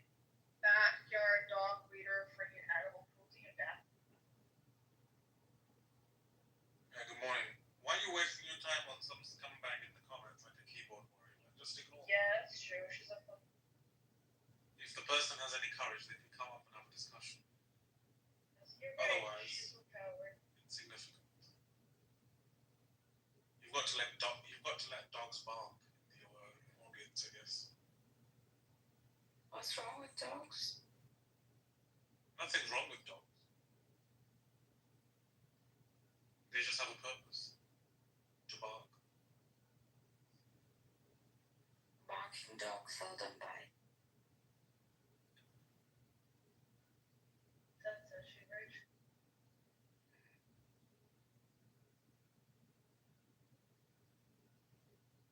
Mine does both. Barks and bites.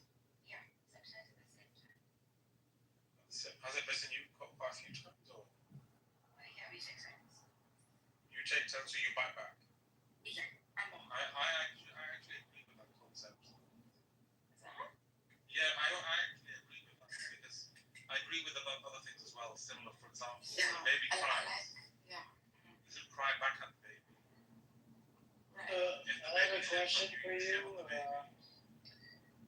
Ace, your favorite bestie, Abby, versus somebody that comes from a Jewish background, but Abby kept on poking. Oh god, I hear this. Do you follow this? Do you follow this? If I be the lunatic, the lawyer. She's a lawyer, yes. She's a lawyer like you, General. Yeah, but I don't. I've listened. She uses iPhone, brother. She uses iPhone. She uses iPhone. That's irrelevant. And she works for She the doesn't sound like a lawyer. She works for Lawyer the has a APAC. way of thinking. She works for the APAC. Oh, then she's a bootlicker. She works for the APAC. She does and she's a Zionist. What kind of lawyer is she? The Abby, the lawyer.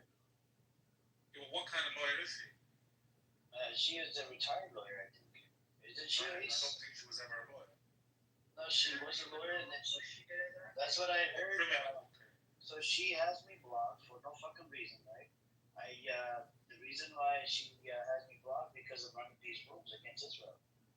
You know, they look at me as a fucking Jew hater. But anyways, if you guys want to listen to it, Shuki will probably play it. Up to you guys because Shuki has the clip.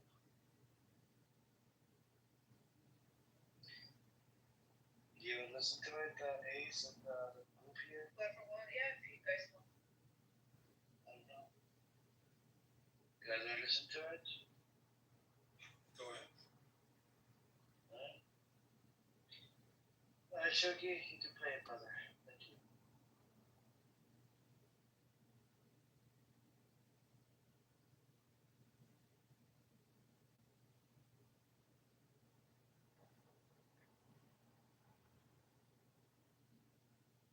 They were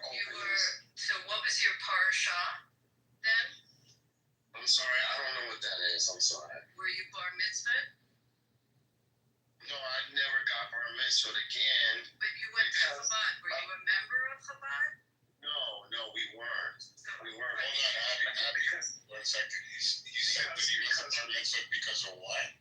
Because often, again, we weren't able to access the Jewish community because of the level of anti-blackness that we engaged, that we received. But you just said you went to Chabad in Culver City. Yes, in Culver City, we went to Chabad, but again, we didn't feel welcomed often. But you were Jewish, if you grew up in a Jewish family and you're a boy, and you went to Chabad in Culver City, then they would insist that you We went to Chabad, but we weren't welcomed. We weren't So the welcomed. Chabad didn't welcome you? No, That would be I'm trying to tell you, we didn't That's feel not welcomed. true. There's no way. Very true. I'm going to tell you my experience. I'm asking you. I'm just asking you. I'm trying to understand. That's not true. Yeah, we did not feel welcome. Yes, So you didn't we were let know. You're not welcome in this thing. Were your brothers bar mitzvah or your sister bar mitzvah? Your brothers. Were your parents, did your mom and dad have a bar mitzvah? My mom, no, she wasn't actually. My grandmother was, but my mom, she was bar mitzvah, but she didn't practice it. She ended up changing religions. She converted to Christianity So you were brought up Christian. early on in her 20s. You were brought up Christian by her then. But I picked it up later on. She later on began to try to raise me Jewish and ingratiate herself in the Jewish community. Well, let me ask you this. Let me ask this question. I'm going to hand it back to Abby. Do you consider yourself Jewish? Yes, absolutely, yes. But your mom converted to Christianity, and you said in her 20s, so Yes, and she attempted to raise. Yeah, did you go to church? She attempted to. I grew up interfaith, so she attempted to raise me. Went to church? Yeah. What kind of church? Church of God in Christ Kojic, because she wanted me to have some roots in the black community, because she felt. No, when you went to church, you were following Jesus? Yeah. It was more of a cultural experience, more than a religious experience. So your Jewish connection was once in a while. You're saying going to a Chabad in Culver City, but you did nothing in your home to be Jewish because your mother was Christian. Well, we did observe Purim. We would go to. When we were invited to Purim events, we observed that. We did observe the Sabbath. What did you do at Purim? We went to Purim events. We just go in. What did you do when you went? What do you mean we would give? Yeah, what did you do when you went to a Purim event? What did you do? We'd go into the event. We'd go to the. What happens at a Purim event? Oh, why am I getting? Wait, hold on. No, she's just acting like she's not. You're just trying to understand what type of Judaism you practice. I want to know what you were.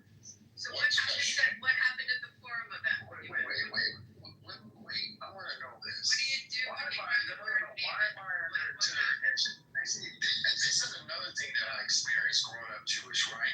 It was the constant questioning to validate my Judaism based on my skin color. So it was always, well, how are you Jewish? What would your brother? You just said you're Jew, and I'm not trying to figure out how you practice. That's a basic practice question.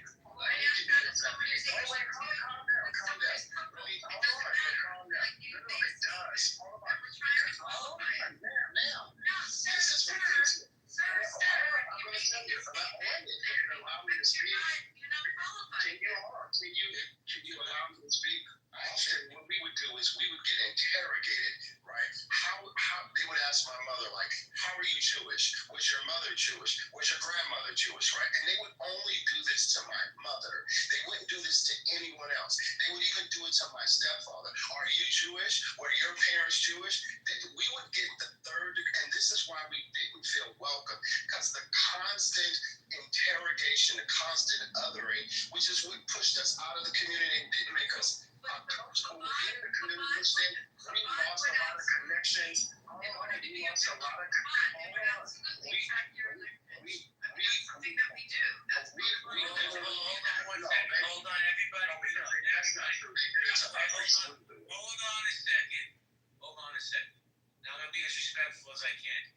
Abba Hadama, whatever your name is. Did the young ladies asking you literally the basic questions that if you're gonna say you're Jewish, any Jew should know? I'm just keeping it real with you, bro. So she's kind of calling cap on you because you can't answer the basic that's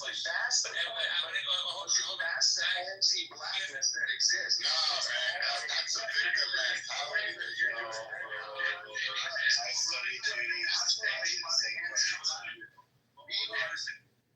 Guys, I was still talking. Hold on a second. Let's not dogpile on him. Let's take this as an opportunity to learn from him or teach him. Can we do that? So please don't interrupt him. We're going to give him a yap. Hold on, brother. Give the gentleman a minute to say what he wants, and then I'm going to hand it to Abby. I know everybody wants to jump on this dude, but like I said, let's give this an opportunity to teach him or learn from him. Abraham, go ahead. Yeah, so this is what I'm talking about. The othering, because we did not feel welcome because of the anti-blackness that exists within the white community. We were often pushed away. So the traditions and the practices that my mother was trying to ingratiate me in and community, we didn't have because we weren't welcome into the Jewish community. And often when you talk about synagogues and things like that, we didn't discover like Ethiopian synagogues until much later into my adulthood, when we were told, even by Ethiopian Beta Israel Jews, that hey, no, we don't go to their synagogues. Yes, there's a clear separation. So even within that community, we were told that there's a separation between whites and Jews. Even amongst Persians, I learned Persians and white Jews, Ashkenazi Jews, there's a separation. But we at the time, You mentioned Temple Sinai. What's that Temple Sinai? You can Beverly Hills, and you mentioned. We only knew of that community. And so when we attempted to go into that community, and my mother took me in as a child to ingratiate me in that community so I can learn traditions and I can practice the high holidays, we were not welcomed. And so because my mother had converted to Judaism, Christianity, that's what she reverted back to. Forum events. You said you went to forum events. That you did that as a child. So what did you do at forum events when you went? We just went to forum events. What happens at forum events? The rabbi would say a prayer. We'd be under, I forgot just now, with the tent or the object that they would put up. Yes, they would put the sukkah up. We'd have that event. So Purim has nothing to do with that, and there's something very, very unique about Purim, and anyone probably, whether they're a Jew or non-Jew, that walks into a Purim event, it would be the first thing they would say out of their mouth, which you didn't say. So it makes me wonder if you ever went to a Purim event. Get wasted. Just and by the way, Temple Sinai, who my friend happens to be the rabbi, is half Persian and half non-Persian, regular non-Persian Jews and Persian Jews, and they're all together at that temple. So I really don't know where you're coming from with that, but I really question, you grew up Christian, and now to say that you can opine on being a black Jew, we have lots of black Jews that are on the app, and they say something very different. And there's black Jewish synagogues. There's a black Jewish synagogue in the city I grew up. Counselor, can I jump in for 1 second?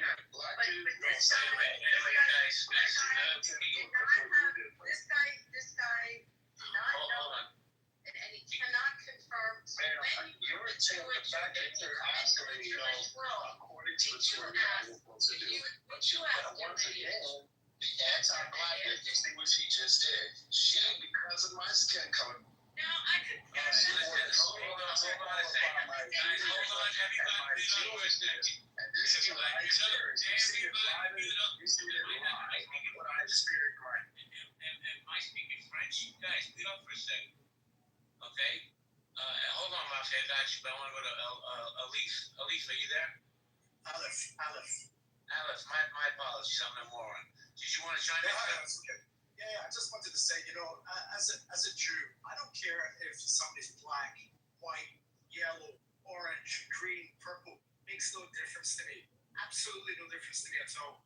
But the fact that this guy, and I would say the same to a white guy, a purple guy, a yellow, a blue, it doesn't matter. The fact this guy says he's Jewish, but he can't even, as Abby said, and asked him, what is the first thing that you notice about a Purim party? What is it we do in Purim? Well, I'll tell you what we do in Purim. We dress up. We read the Megillat Esther. Every time the name Haman is mentioned, yeah, exactly. We boo. We cheer. So this, it's very unfortunate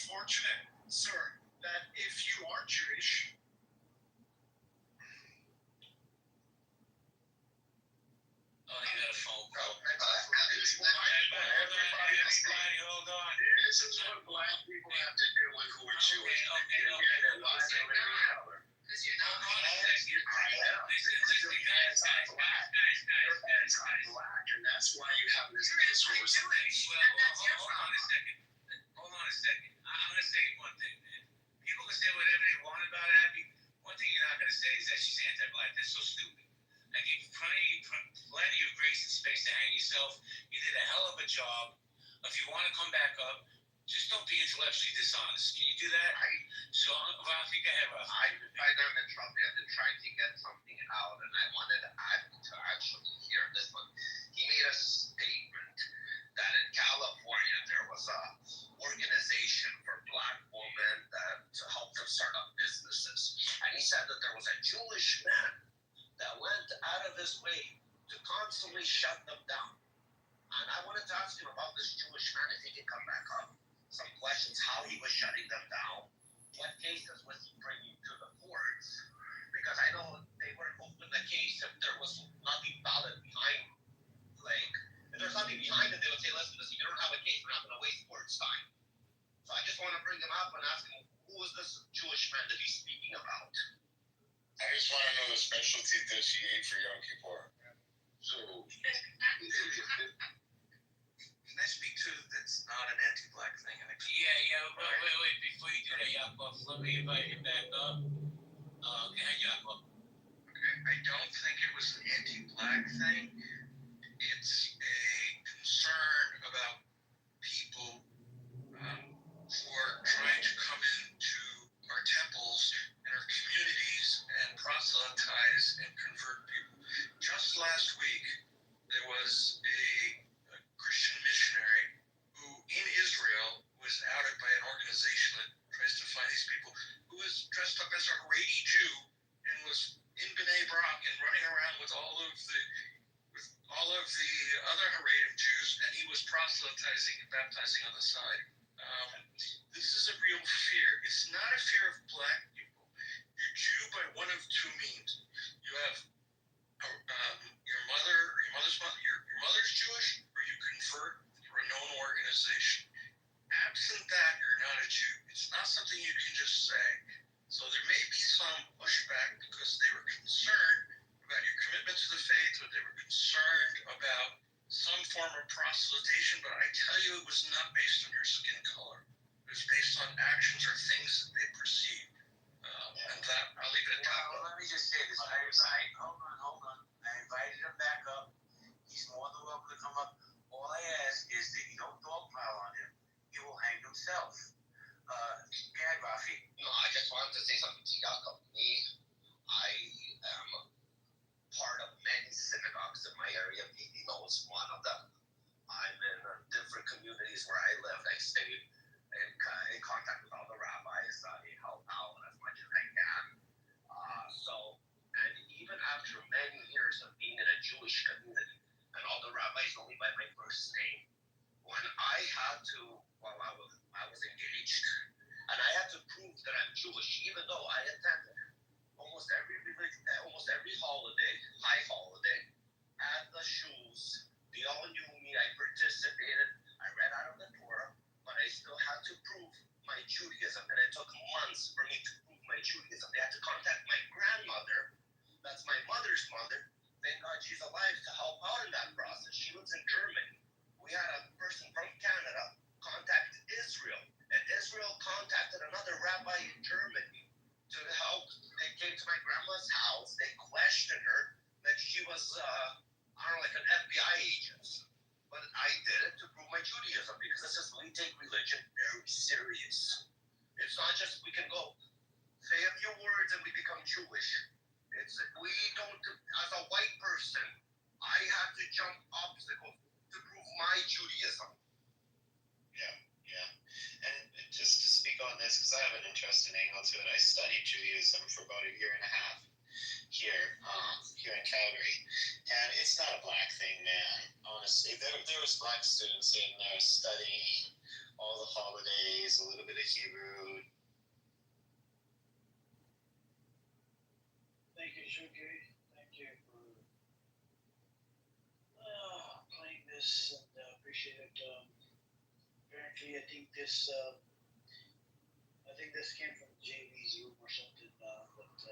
Anyways, uh, there's actually racism amongst inside the Jewish community, and I actually we had I don't know, Ace, do you remember we had Black Rabbi and a whole bunch of other people? I mean, even Sister Ezra that comes in here, right? We have people like El Normo and a whole bunch of some of these people. They always sort of like call themselves a Jew. You know, you're not a Jew, you're not this, right? It's like heartbreaking. People that are from the Jewish background, they're anti-genocide. They don't support the state of Israel, and they usually be called self-hating Jews or whatnot. And then they want to question you. Even Buttercup that comes in here, she got questioned multiple times. She's anti-Zionist as well, and it's very disturbing to see people, you know, that are denying their, religion, that they're kafir meaning disbeliever. They're not part of the religion. Doesn't have, or part of the ethnicity. It's sickly.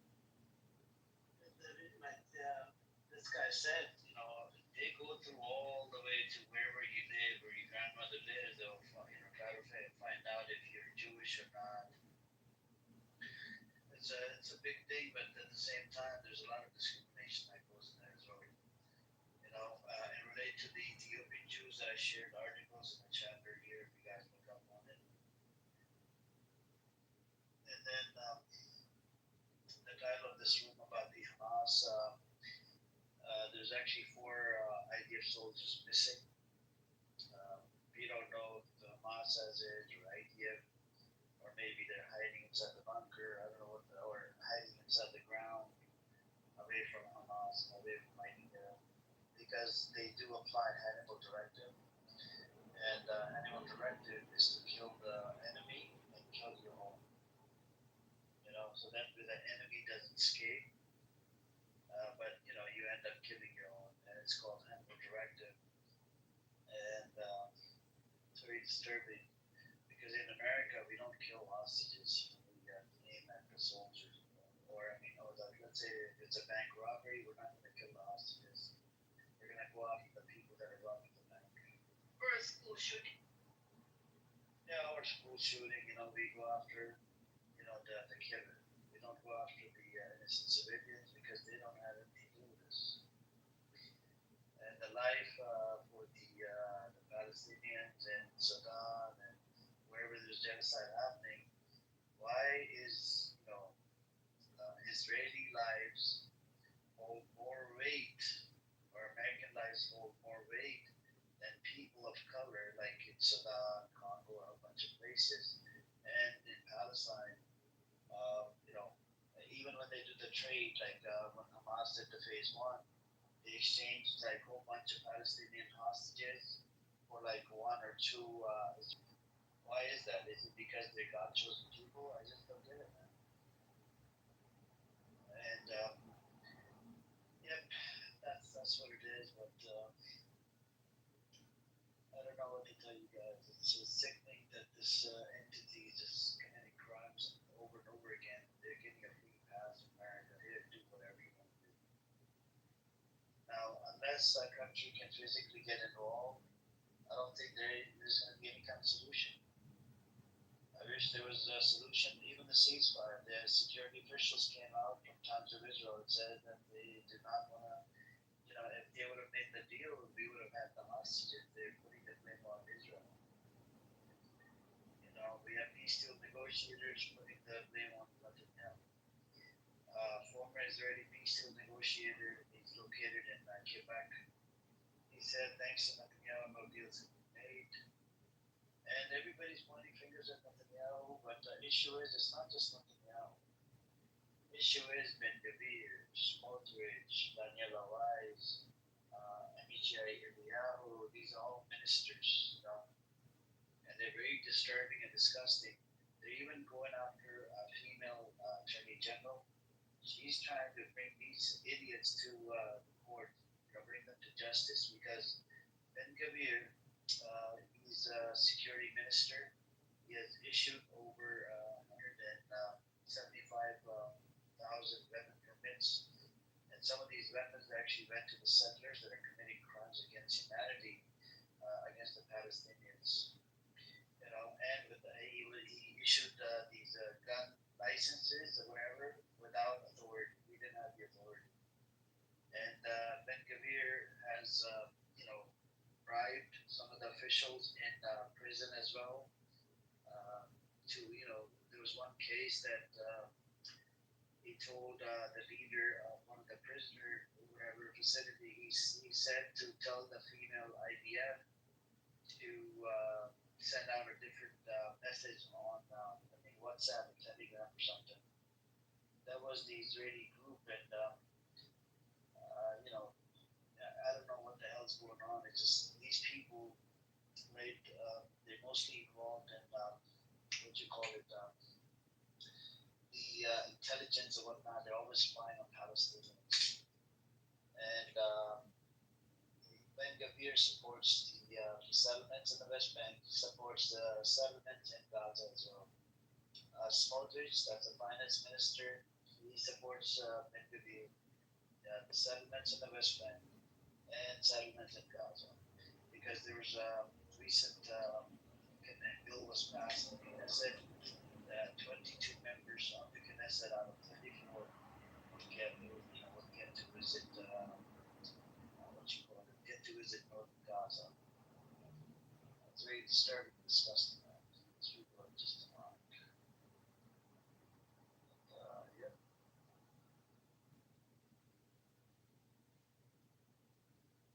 Anyways, anybody else want to speak? Look at Abby questioning somebody's Judaism and trying to say that, oh no, there is a discrimination. These people are just.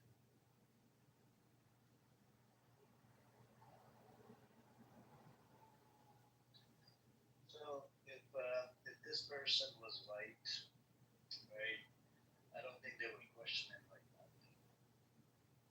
Because this person is Black American, they want to question, whether you're Jewish, not Jewish, are you self-hating Jew, are you self-loving Jew, or what kind of Jew are you? She questioned the fact that his mom converted to Christianity, and so when you went to church, did you pray to Jesus? As if somehow that's gonna make him like he can't be Jewish after that. I don't get it. She's trying to critique him for having any connection to the Christian church, and God forbid it was some sort of cultural experience, whatever he said. Like basically, your Jewish mother became a Christian, so now you no longer Jewish, is what she.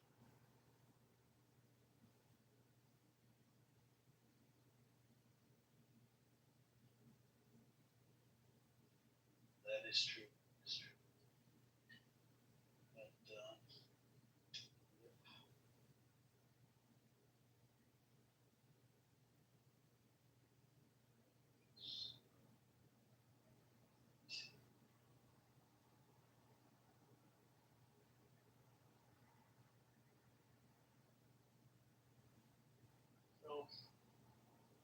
as you heard it earlier, there's a crash out between the Zionists, right? And this time again, this was another crash out. And it's very hard for them to keep people together. They tend to fight the Zionist side. Even the Bukhari side, they tend to fight as well. It's hard to find trustable moderators to run groups straight for 12 to 14 hours. And, you've got to believe in the cause to be able to moderate these type of moves, because we get Zionists, non-Zionists in here, go back and forth. And it's the same old talking points, And the good thing is, since we talk about the news, we always have new talking points ready from our side, the true talking points that actually make sense, they're logical, and they come, that has evidence to it. But on their side, it's just, it's all fucking bunch of lies. Everybody lies. Well, that's what it is.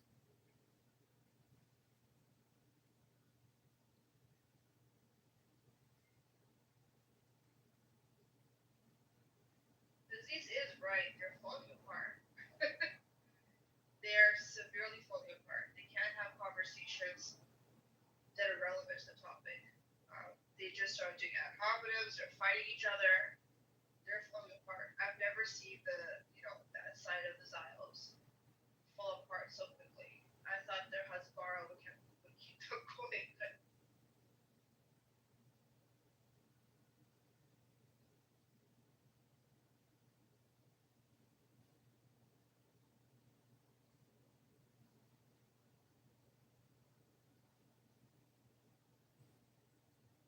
Yeah.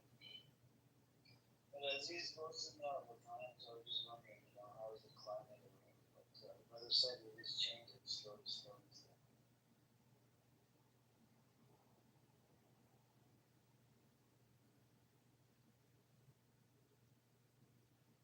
But it's very easy to,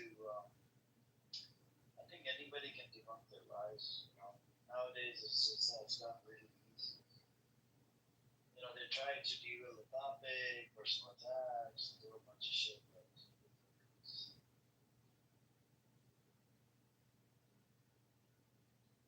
anyways, Ace, I think this show's been running for about 14, 16 hours. yeah, just So I'm gonna end it. Thank you guys for coming. Follow the house, cashing your tickets. And an account, I think one of them is a normal or somebody from the Zionist side. The other one is John Kitover, the son of a bitch that records and streams rooms on YouTube without people's consent. I hope, all of your phones, you got about 30 phones, they get destroyed now. Their phones get burned down or they freaking the battery explodes on all of these fucking phones. And apparently you're running for fucking whatever mayor shit, in city near Chicago. I hope you never win. Disgusting scumbag. You like to record rooms without consent. Son of a bitch. By the way, guys, his name is John Kitover. If you see him, last report, block, and back chat me his name as well. I'll do the same, block him. We need to get this idiot off this app. Mentally retarded. Suffering from fucking PTSD, son of a bitch. And he's pro-Israel and he's a Zionist. But that's what it is. But anyways, thank you for coming. Have a good night. Salam alaikum. Take care, guys. Hi guys, bye. Oh, do you fuck the? Yeah, he's up to his other bitch. Motherfucker. Yeah, they're having a domestic. He has a lot of domesticals on this app with females. What's good? Won't get none out of me. Yeah, don't get them triggered. Oh. They're different too. I fight niggas. Oh wait, you fight them. I mean, fight on the Hell, shoe. nigga. How do you like a statue? I don't know. Period. I take the bathroom. No. The bathroom.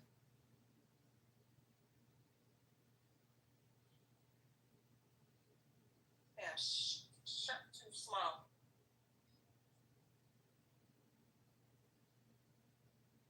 Where we going? See, they said it in the chat. You definitely might change it. So what? Solita. No, Solita might change it. It's not my job to change the building. That's not Yeah. mine. Move around it. He got that on his own. I can't help him. No, I know, but you got the softer side of it. Where we going? Back? The softer side. Girl, I'm trying to go to the bathroom because I need to go to the bathroom. Girl.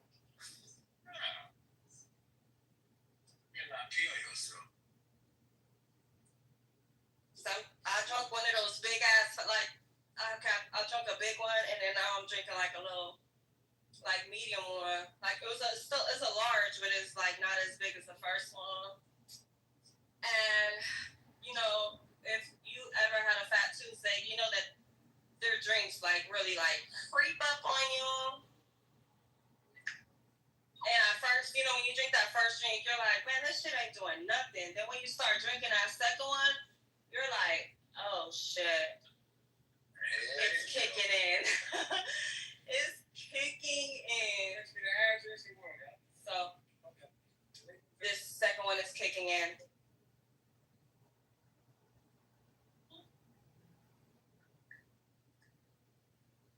I'm like wondering why there's hella police outside? I'm like, duh, it's Friday. Oh, You ain't driving. I don't know what that is. I don't care. Hey! I don't care. Damn. Hey! Where's she going? Where's she going? See, you went to the car. For what?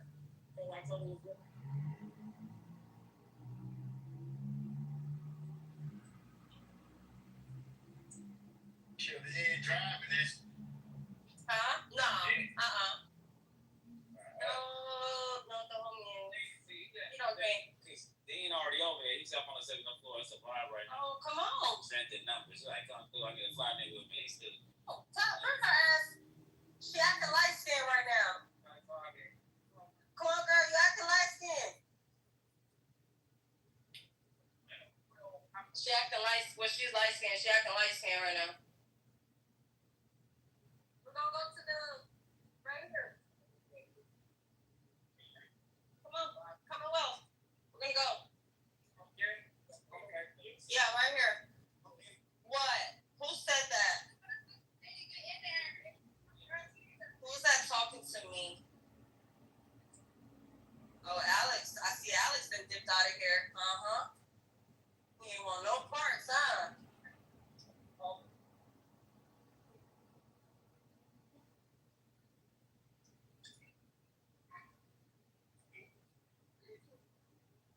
My music should pop up in here anytime soon. It does that when it's on my computer.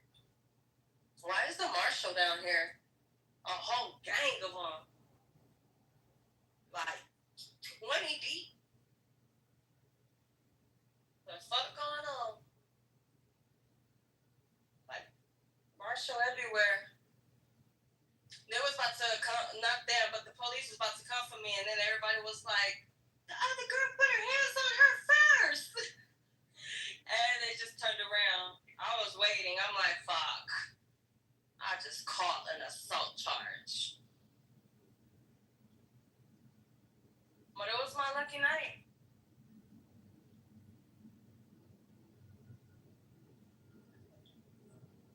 Get it on video. No, but I'm pretty sure somebody did. Bro, it happened like so fast. Like, because all I kept hearing was somebody saying, y'all need to go home. And I turned around, she all up in my face. Y'all need to go. What?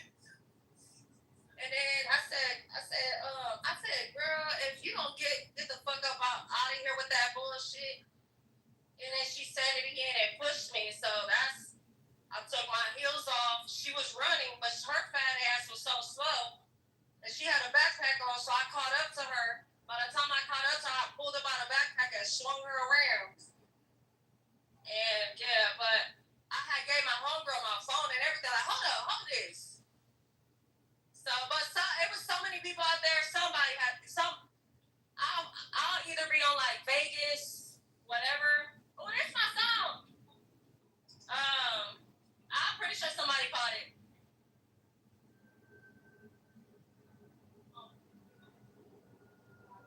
It's cracking down here, y'all. What do you say? I'll go, Bass. Got your ID?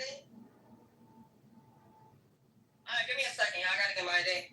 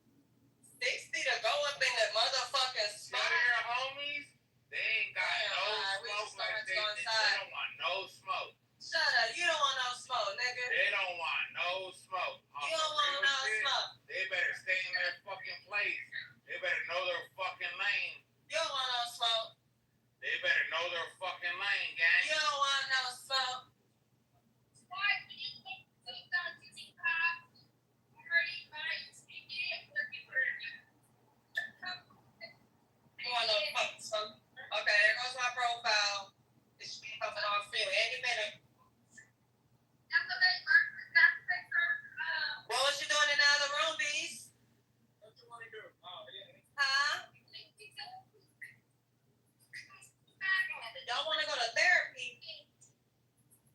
Want to go to therapy? Want to go to therapy?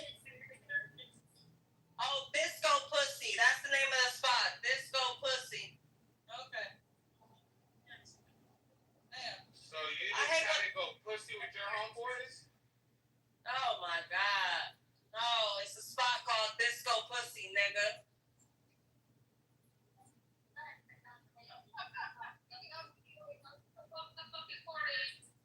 Oh my God.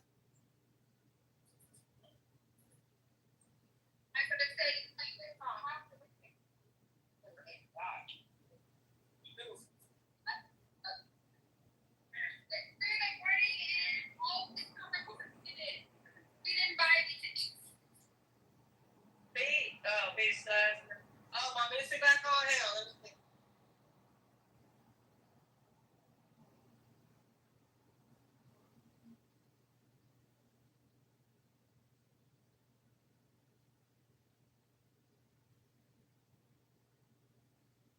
Damn, I don't hear nothing.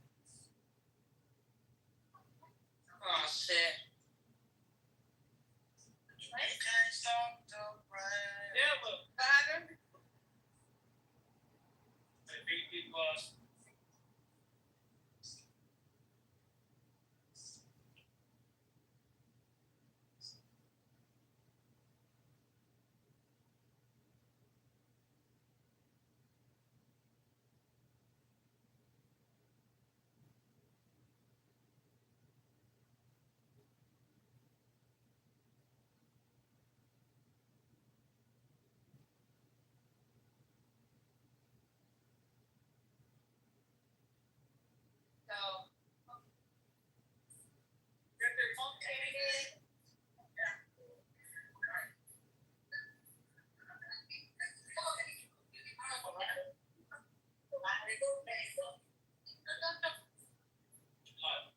This drink got me feeling crazy.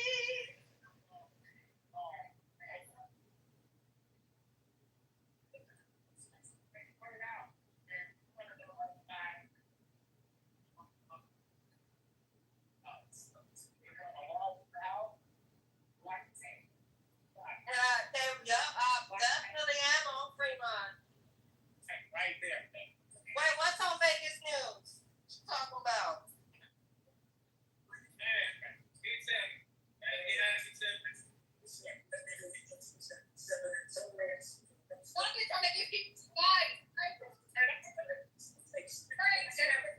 Oh, what you talking about?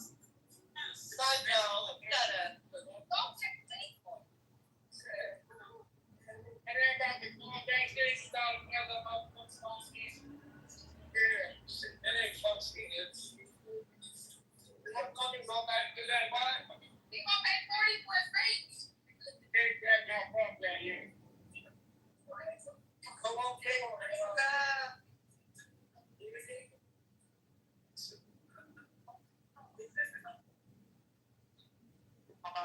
And then there was already a shooting on the strip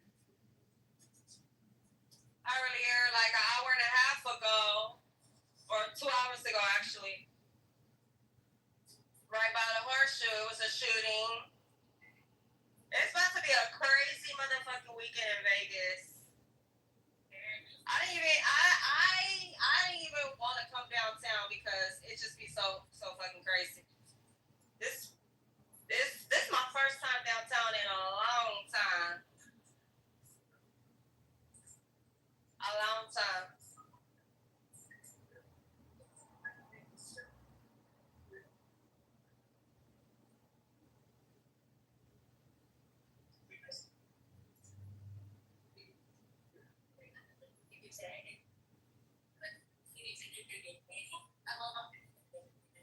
Oh yeah, you do live in Vegas, huh?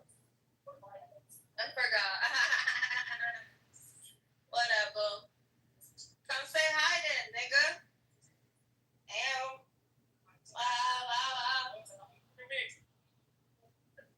go. I'll see you in a minute.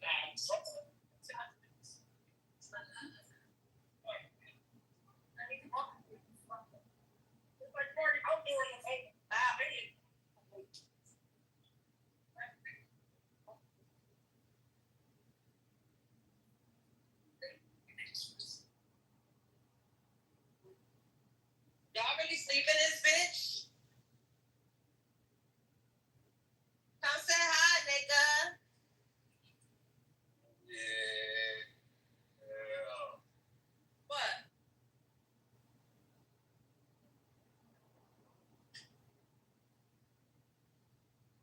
Bow, bow, bow. Bow, bow. Bow. Get it, get it, get it. I don't know what's over here. They're gonna talk over there. Bow. Okay. Hey.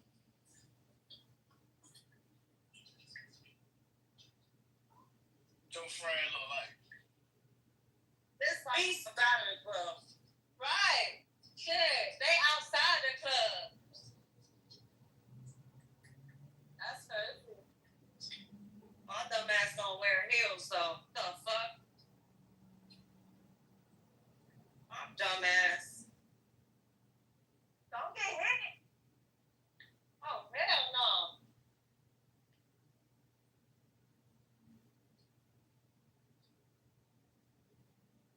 This bitch.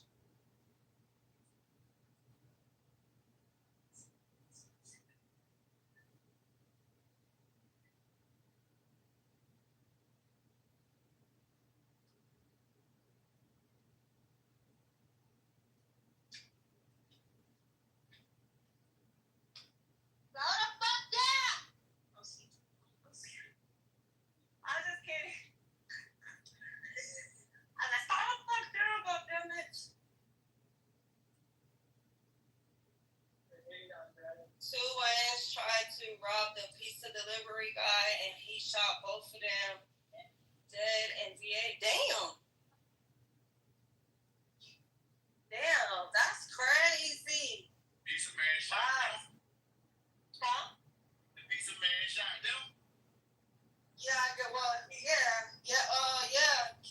Two Wayans, tried to rob the pizza delivery guy and he shot both of them. Both of them dead. Damn. He said in VA. Damn. Bro, it's been a lot of shit like going on like that. That's why I try to like stay away from the bullshit, even like if it's a crowd or because like you just never know. Like, and just like the shooting earlier at Horseshoe, my homegirl was the one that posted like, oh, we're going downtown. There was a shooting at Horseshoe. Niggas is tripping already. It's Labor Weekend. And it's like niggas is mad. They want to kill each other. They want to rob each other because they can't go and work for their shit and live within their budget. Ooh, thank you, Boca. I don't know why my dumb ass don't wear some heels. I didn't think. I forgot you said downtown. Bro, I heard you downstairs, and I was like, why you ain't saying that? Like, you know we going downtown. I was like, where are you? I would have said, let me go get my. I was like, she is. It goes with this purse to the Steve Madden flip flop. Oh. I would have said, okay, cool. I forgot. I said, damn. He did say downtown. My big old fight. I was like, damn, shit. It's all good. These is my comfy. These is my comfy heels and turn the air on. I know you can't make it. You can't make it either. Woo, it's hot, y'all. Like, and I got this little ass red skirt on. She crying. Go be cut to save a hole, but turn the air on first. Tell her to go save the hole, but turn the air on. She said, save the, but turn the air on. Turn the air on. Turn the high, the back one on 60 high. Turn it on. How you do this? Yeah. No, you know me. Oh shit. Look, he's finna go save her. She probably crying. Her boyfriend and broke up with her. She talking about he left me. I don't have a ride home. I don't know how I'm gonna get home. Like, oh my god. Wait, we get crazy. Oh my god, he broke up with me. He left me here. Oh wow. Wow. She better get her ass on that side. I ain't moving for nobody.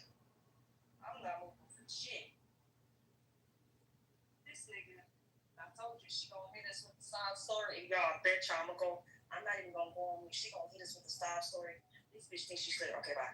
Hang on.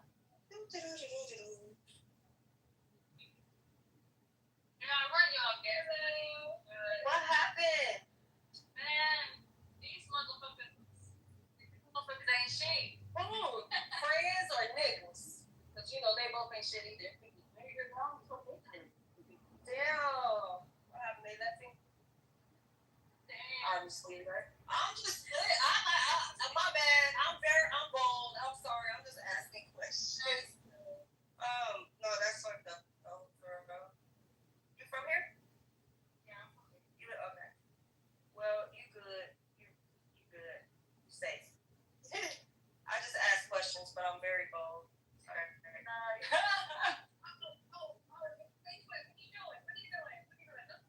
Well, if you want to be technical, Apple was in the touch. Apple was in the room. Oh, damn. Screenshot this.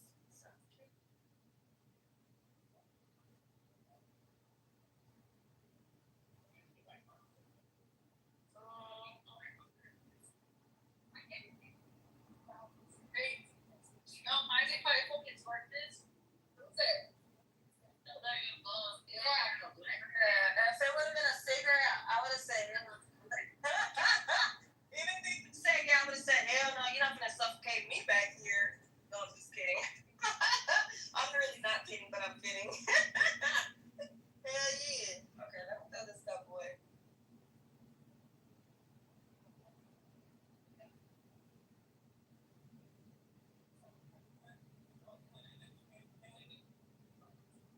Yeah, I said that, man.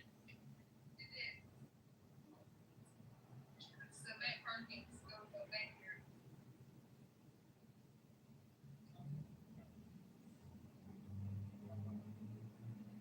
It's not a credit card.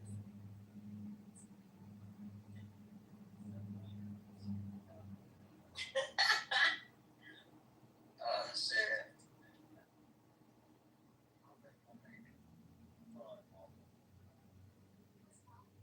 No.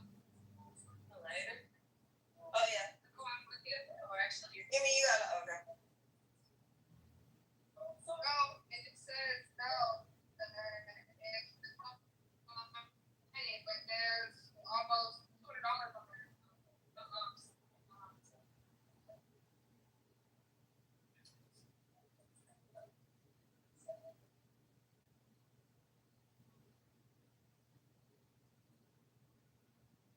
Oh, what's up? What's it not playing? That's crazy. That's fucked up. Which audio?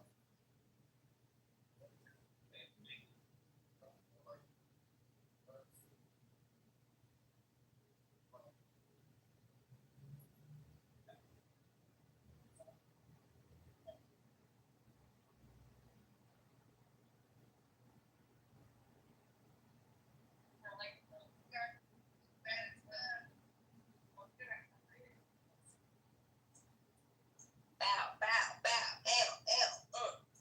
stanky doo. Stanky doo, stanky doo doo doo.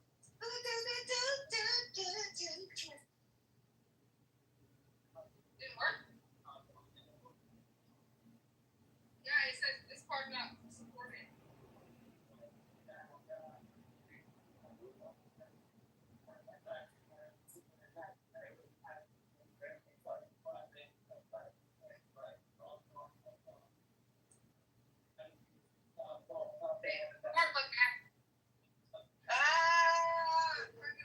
Wow. You crazy.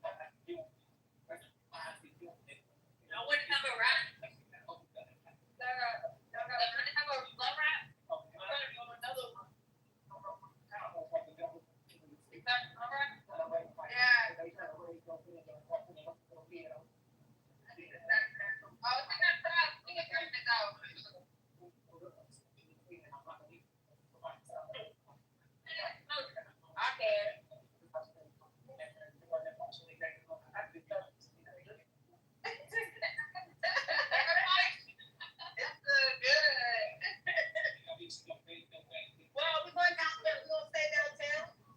We're staying downtown. Okay, cool. No, I don't care. I'm just asking. Stay right here. Upstairs.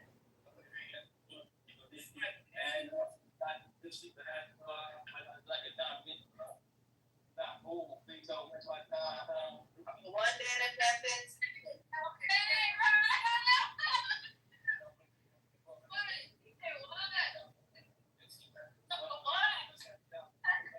Yeah, you finna run these people. There's 20 points a person. Come on. Hey, bro, that's 50. 20, 40, 60, 80, right there. 100. It's in the trash. We're gonna stop and grab it. You verify it? Yeah. You sure? That's what I thought. But some people be like, look at this stuff.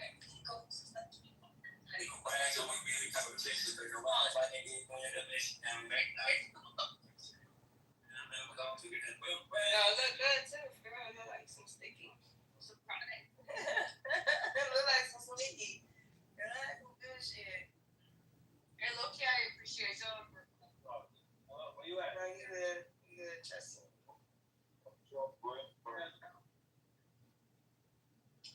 You good. Come to the condo. You got Instagram? My Instagram's Lady Upside.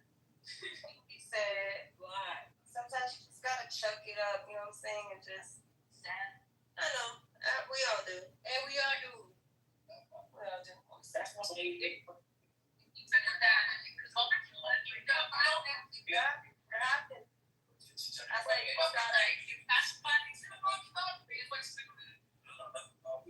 been there. Trust me, I know.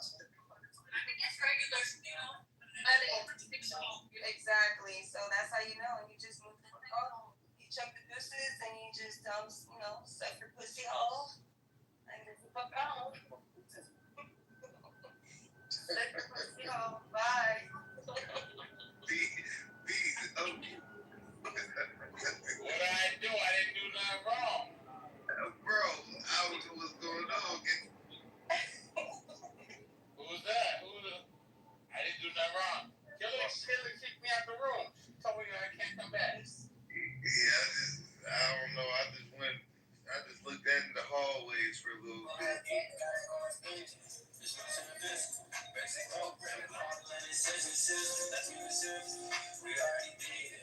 He's on some bullshit. He's chilling though. He's chilling. He ain't on nothing. Chilling.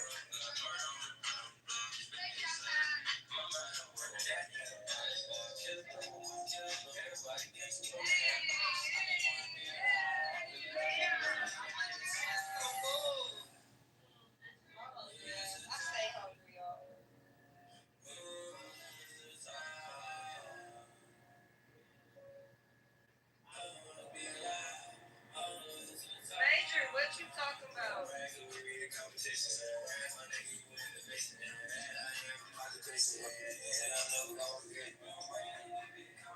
you talking about? What happened? I can hear you.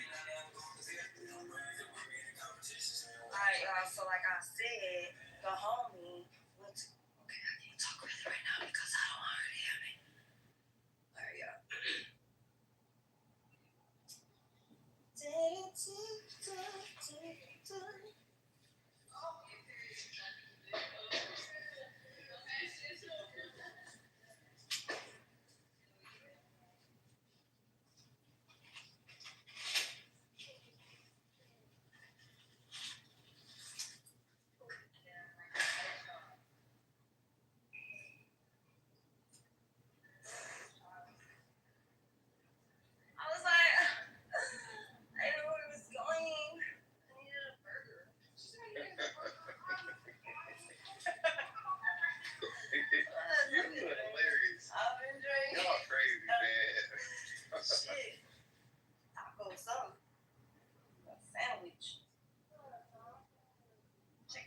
so you know what I'm saying? Dill taco. Broccoli. Dill taco. I ate that one time. Just like saying, shut up, Major. Oh, some of my is like playing. Why is tripping?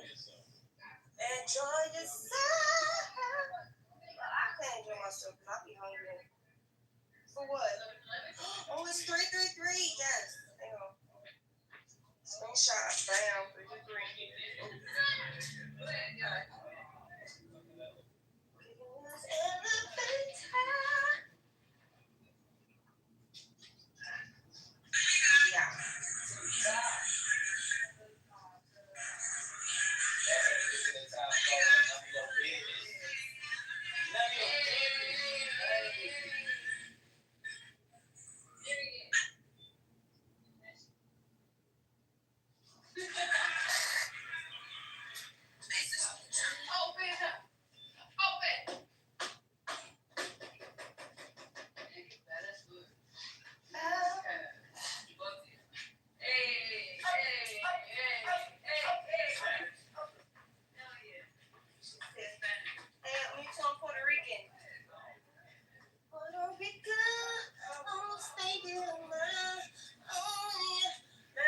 What y'all got in here?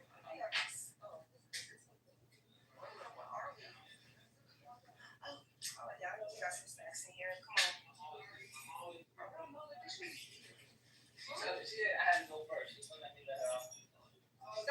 I said I don't feel right. Sorry. You'll be alright. Love you good.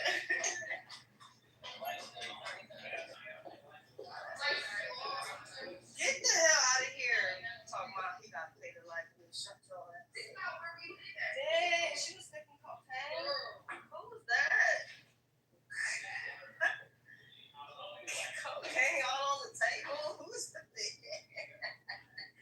Shit. Damn. She here? She knows she had cocaine on the table? Oh my god. I just, live it up. Hey, live your life. Shit. Live your life. Shit.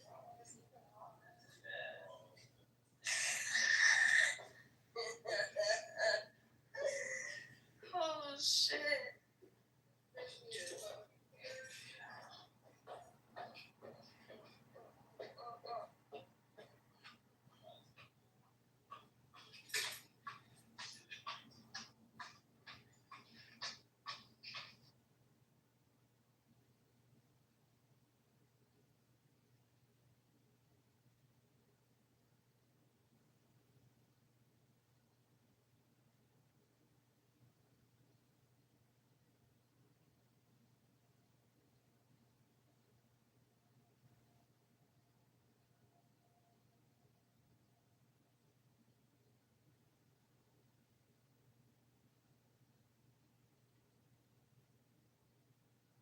What's up, y'all? Shit, crazy.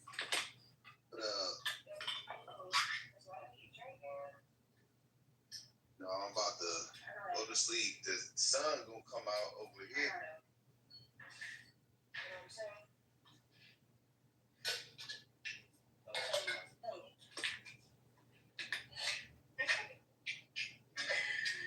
Oh, shit. I feel good. Ta-na-na-na. Ta-na-na-na. I feel good. Ta-na-na-na. I would not. Ta-na-na-na.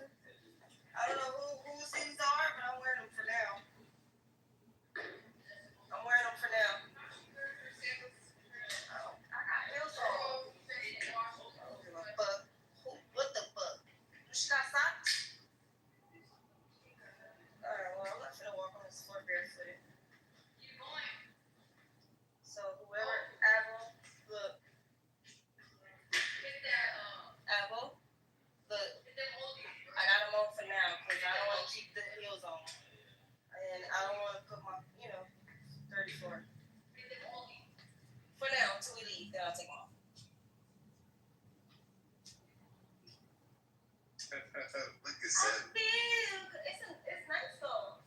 I ain't gonna lie. Yeah, it's nice. Shut your ass up. Keep laughing. Yeah, okay, yeah. How much is it here? Here. Thanks. Not bad. Almost what, 16, 17? 18? That's not bad. Upstairs, downstairs, that's not bad. Okay. Downtown too. Okay. Okay, it's nice. Solita, come back. Don't forget, come back at night. Come back, Solita. Solita, where you from? I'm from Virginia. Oh shit, I'm from Virginia. But I live in Dallas. Dallas, are you Hispanic or something? No. Solita, that means lonely, like you're alone. Like she's so lonely. No, that's her name, her clubhouse name. I was like, is she Hispanic? That's my actual government. Oh, is it? Yeah. The actual government? Oh shit. Yeah. Solita, that's crazy. So your parents like Man, look. Hispanic? Not at all. I'm Jamaican and Bahamian. Oh, okay. Like, they didn't have a name picked out for me, and my mom was watching the Spanish soap opera in the hospital. And I was like a good sister and a bad sister. Oh shit. Yeah. A good sister and a bad sister? Yeah, it was like twins or whatever. Like some telenovela that she was watching at the time. That's funny. Which one I'm named after, I don't know. But yeah. That's funny.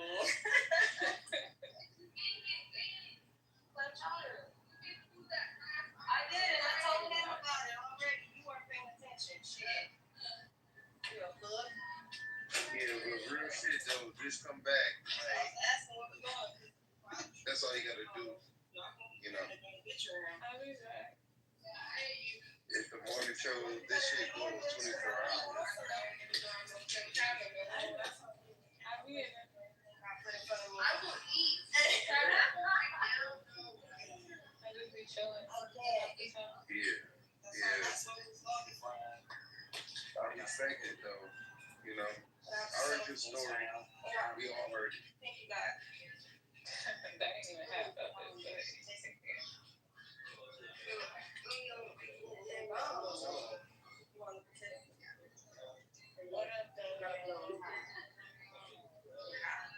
What up, Crystal? What up? My phone came out today. Alright.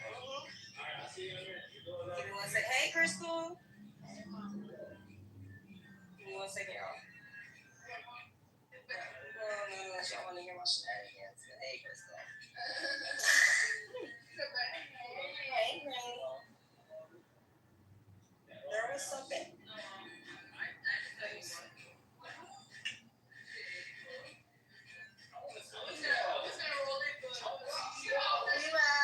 We rolling. I'm in love with the stripper.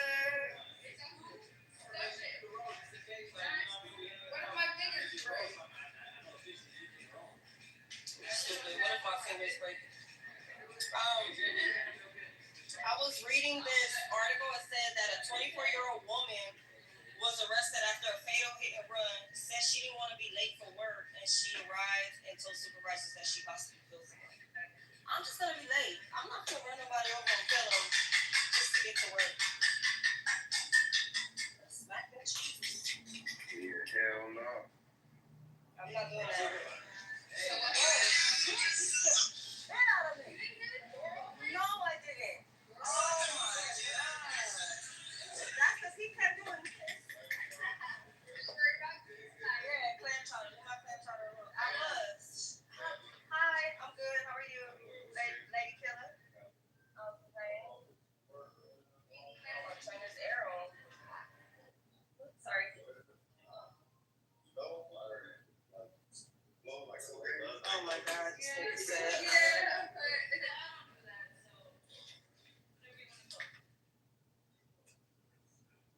Show money. There you go. What's this, Crystal?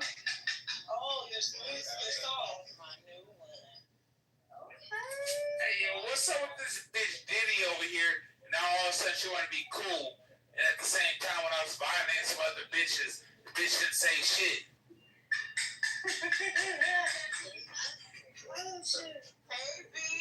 Hey, yo, what's up? So, I ain't gonna lie. Bitch Diddy sat there on mute and just let some people try to go at me. But at the same time, bitch, I don't give a fuck about you or any of your dads. Fuck Somalia. Fuck all that shit, bitch. It dies slow. Bitch. Die slow. Die slow, bitch. Not too much, bitch. Nah, fuck that bitch. Chilling. Yeah. No, man, I just buried my brother. Yeah. I've been chilling. I'll get back to it. Girl to help you out. Here though. Chilling. That's how I've been out the way.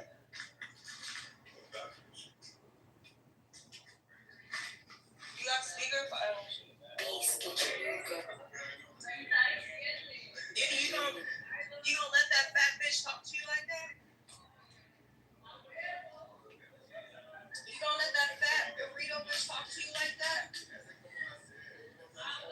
That's crazy. Damn, Beast, you got it like that, homeboy.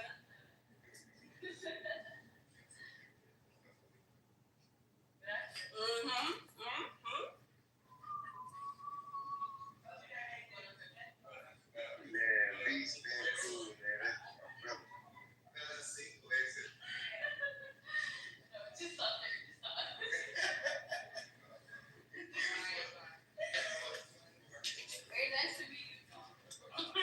I'm Lady Killer.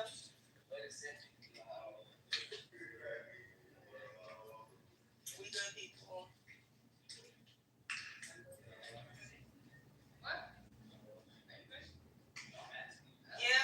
Yeah, he is. No, I'm just kidding. I'm talking shit. I'm talking shit.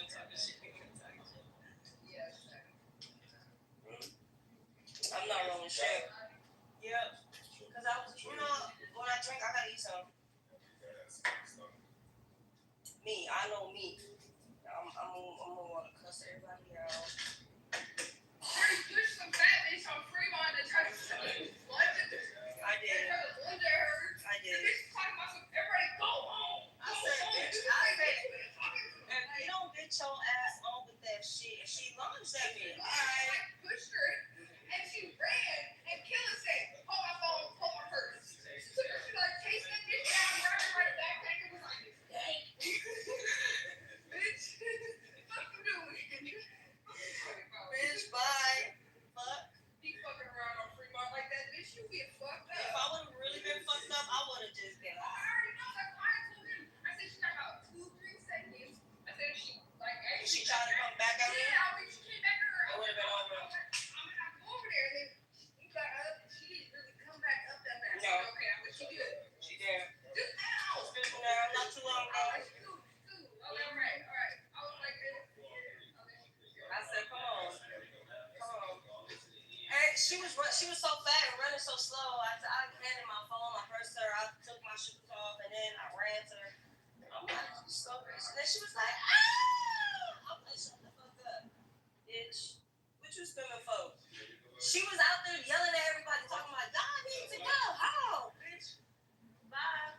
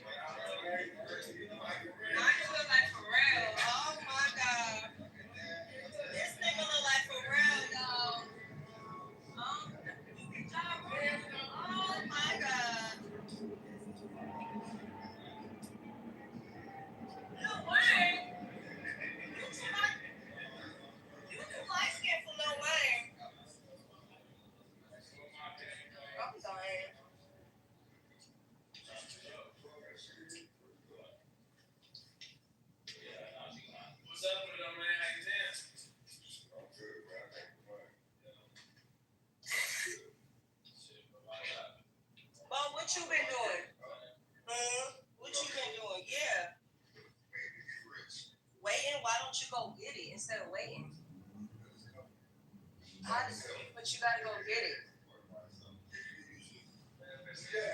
All the time. Oh, that's the dumbest shit I ever heard you say, bro. He said, I know.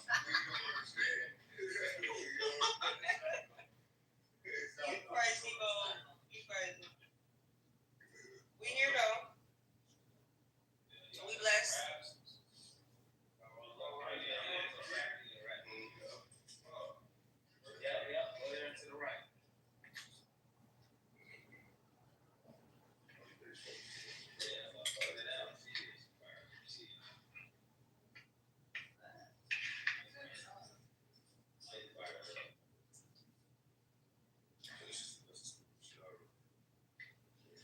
Hey, yo, killer, why'd you run on the females on stage? That is the dumbest shit you ever see. Killer, why you run on the female? Killer, why you run on the females on stage?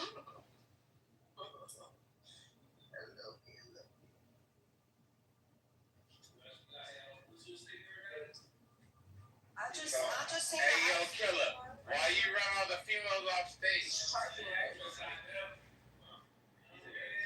See what I'm saying? What was you bumping in the car, Young Dud? Yeah. Get the fuck out of here, yo. Killer ran all the females off stage. That's on Killer, gang. Killer and her homeboys from Gershom ran motherfucker all the females off stage. What you mean? Yeah. If this shit happened 2 years ago, now it's coming to light. How y'all feel about it?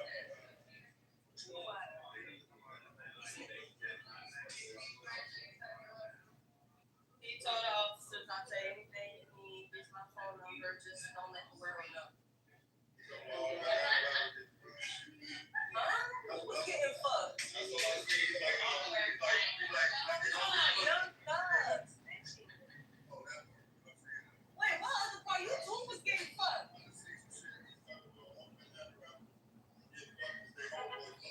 Wait, where's that audio at? It's just allegations. Allegations, yeah. Because I didn't hear nothing about. What? That's crazy. Send me that. I need to see that. But I want to know because 6ix9ine came out talking about how y'all feel about it. Like 6ix9ine when he got caught, he was talking about it. Now everybody's trying to sweep that shit under the rug when it comes to Hey, you seen that, boys? What you doing upstairs? I'm there. Come on. I'm listening. I'm here. Hey, so what you talking about? You sober? You never sober, nigga. Your ass stay high on crack. High on crack is crazy. There's so many other choices. Crack is straight. I'm talking shit, but I'm not. But I am. I do not be on crack. That's crazy.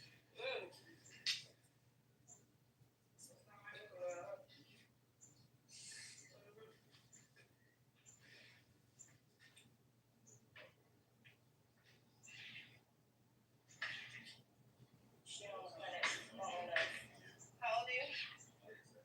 Oh yeah. I just lost my brother. We ain't about to keep on blaming the alcohol. You're less. I hear you. I'm 36. I ain't about to play with you because I'll be like, boy, you're 55. I'm ready to go back to the 3.5. I was talking. I feel you know that means I got to step on your neck a little bit. That's all you gotta do. I was listening to that.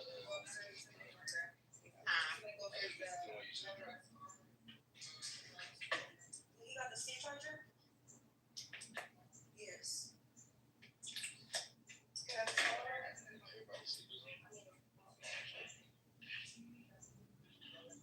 Yes. Oh. I can barely hear you. Shit. I say everybody sleep or something.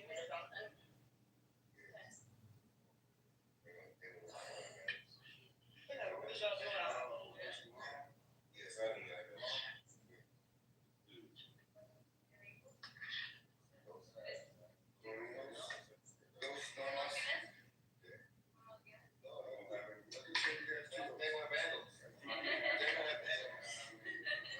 Oh shit, you got twins. Yo tengo cero. Yo tengo dos chihuahuas.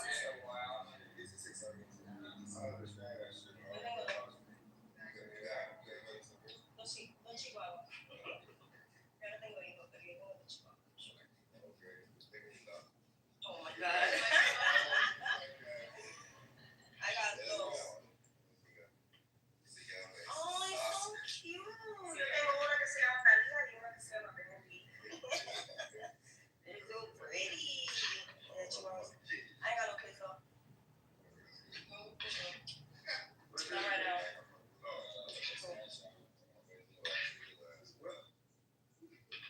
What? Oh, you got two twin boys. That's cute. What? 16? They becoming a man. I'm a nigga. They becoming a man, Dad. Upstairs. Upstairs? Okay, go smoke. Y'all smoking? Some marijuana?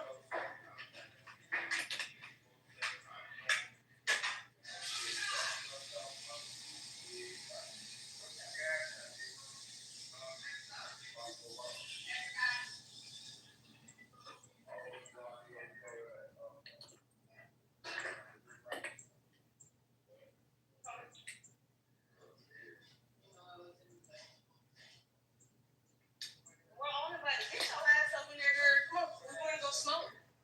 Smoking. Wait. Tell her come on. You going upstairs?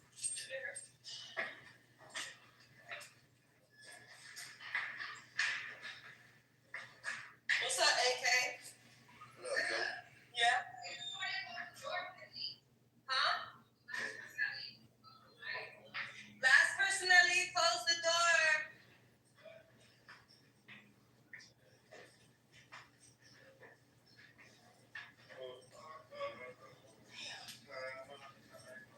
My son just woke me up.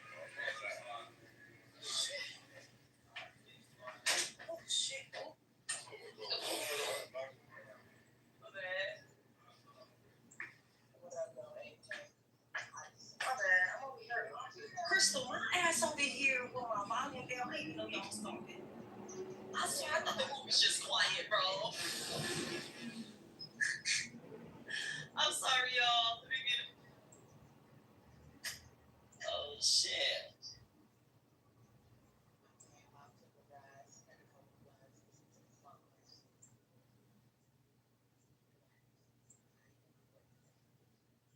Who made that beat?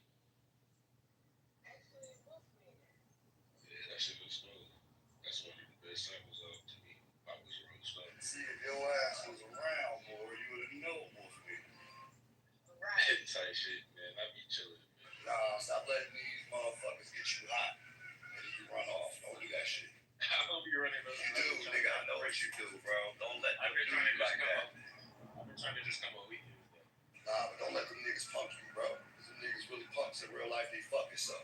Stand on your I've been outside. That shit they get like chilling with everybody dead. So I know I think. Nah, I'm just telling you, bro. When they be trying to play in your face, nigga, keep staring at where you staring at. Yeah, you know. Cause believe it or not, you irritate the shit out of them niggas when you don't show no emotion. Me, I'm a little different. My scales tip a little different. Type shit. Yeah, I just been chilling though. And I've been on my workout shit. I just been working out. That's it. Yeah, I just been working out. I've been so pissed. I can't do shit but stay out of my own way. I've been thinking about starting to work out. Everybody been getting too low key.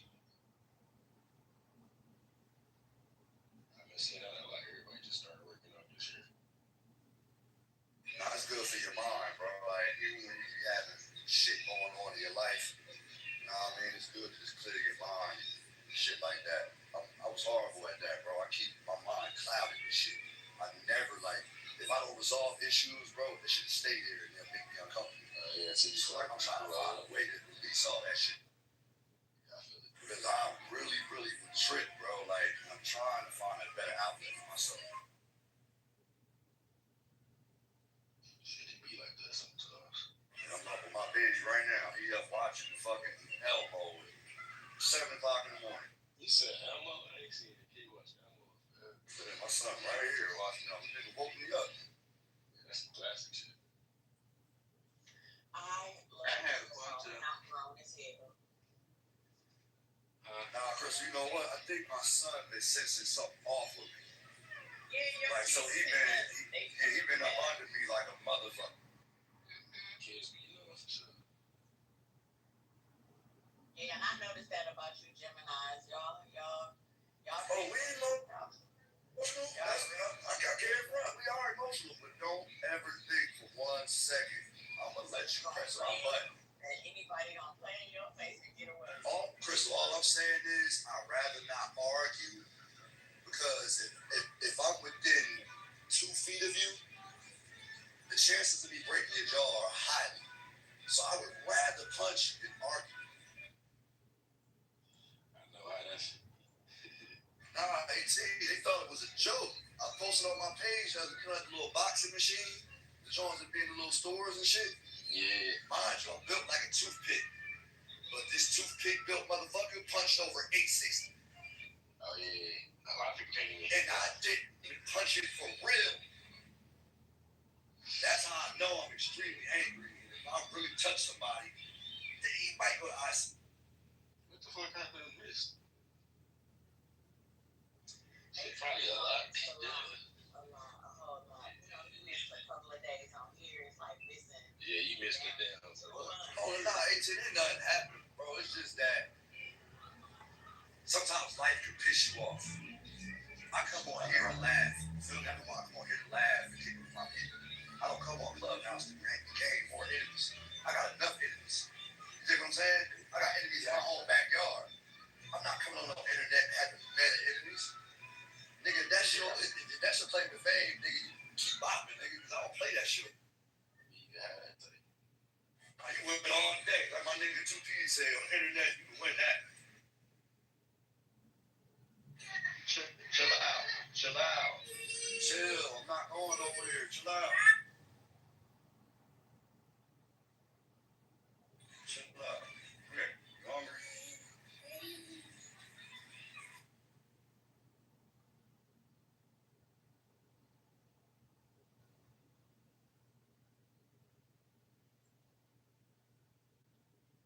I used to fuck with the Uncrustables. Yeah, I got him some Mickey Mouse waffles. I'm not gonna make you some. How old is he now? 53, September 23rd. Time to fly. Like a motherfucker, bro. Peanut butter and jelly together, it smells funny.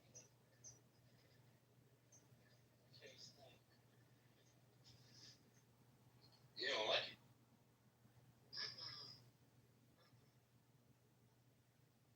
I ain't never heard of it before. My son's such a picky eater. He used to eat peanut butter and jelly like all the time. Oh, Tasha, thank you, sweetheart. Well, mind you, I get up on a daily basis at 4 a.m. I'm letting my girls sleep in.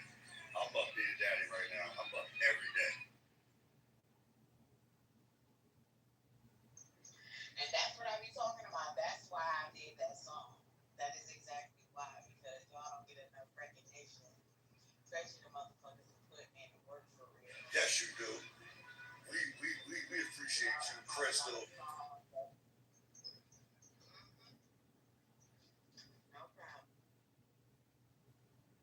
Shout out to the women, boy, because this ain't no easy job. Nigga, you ever had to make a diaper bag, nigga? Man, yeah. Make sure everything in there, you can't forget nothing.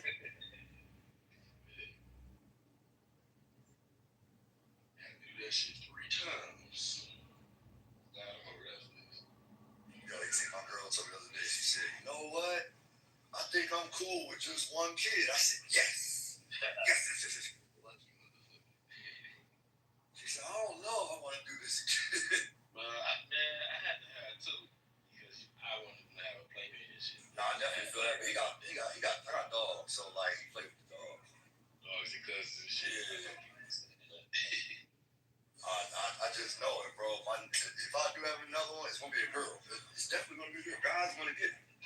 Man, that's what happened to me. I had a boy and two girls.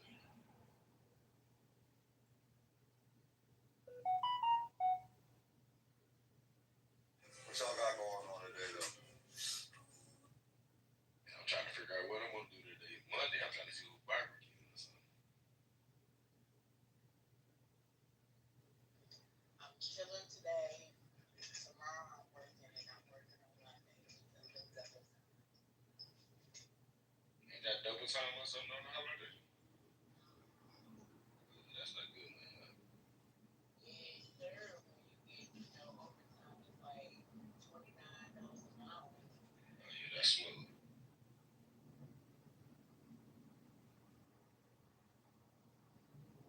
Y'all cold in Detroit? Yeah, it's cold than a motherfucker. Man, it is hot and cold out there, though. I said, you about an hour out in Detroit? Something like that, right? An hour and a half away.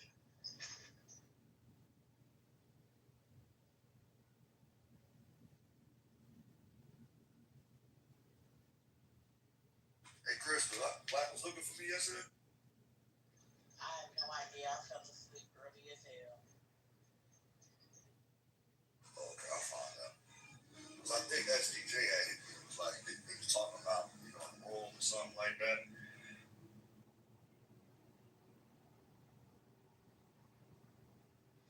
Yeah, I do remember hearing that before I fell asleep.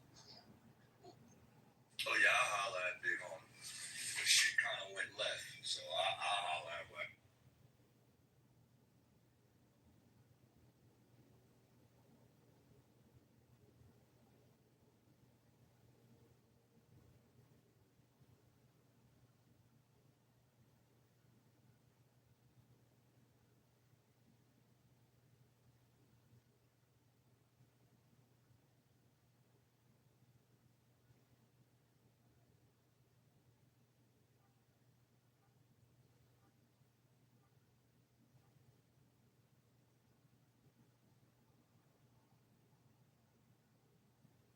Yeah, today seems like it's gonna be a chill day.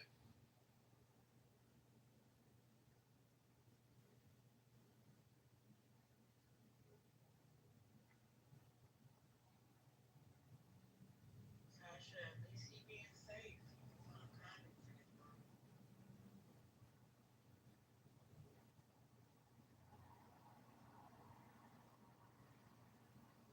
Me.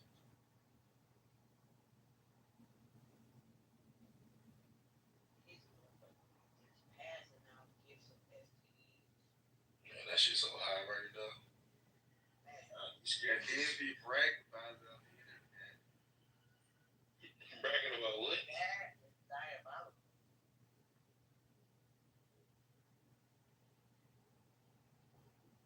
Bragging about catching something is crazy. Bragging about giving it to me. Oh, no. Ain't that a case or something? Mm-hmm. That's wild. Yes, it is. That's fucking trifling. But a motherfucker ain't gonna, you know what? I ain't gonna say that. I just be worried about my kids. Man, somebody give my babies anything, I'm gonna have a whole fit.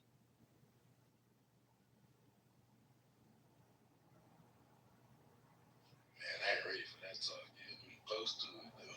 That's crazy.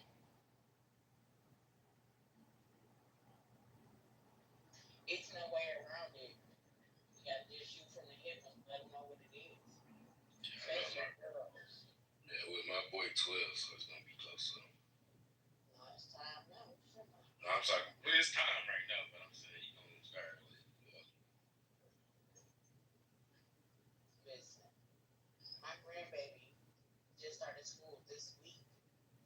Some little boy walked up to her wrote his number down and put it in her book bag. Told her, my family rich. I can get you all the snacks you want. Oh, the snacks is good. Oh, the snacks is wild. And they only 7. You like gummy bears? 7. I got apple juice. You like apple juice? And she a Gemini. So I told my daughter, I said, Hey. Yeah. Don't piss her off, though. Yeah. She give you this death stare. Look like she looking through you, right? Yeah. I was like, Noelle. But I don't usually call her by her name. I call her Tootie. See, I didn't do the whole 2-person thing. I did like a switch.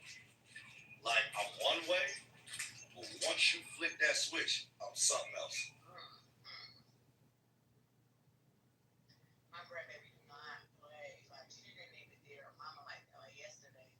Her mama was asking her something, like why she hit her sister.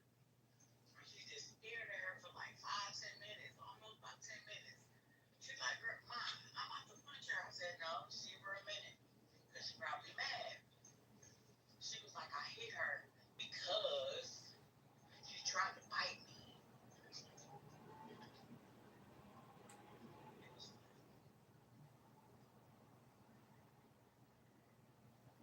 You ever seen that video of Charlie bit me? That's what everybody did. I love that. Charlie, you bit me. That shit is classic. My son did that before when he was little. He bit my finger and would not let go.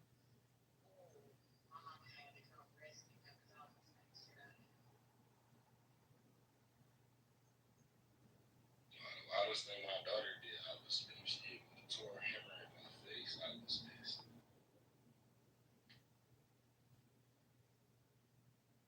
I had like a little knot on my shit. What she gave you one of them cartoon dudes? Man, I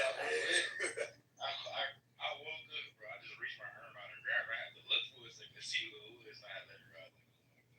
She made your ass in colors. Man. Like he must have some fucking scars. I was mad because my mama seen this gonna happen. You see, stuff.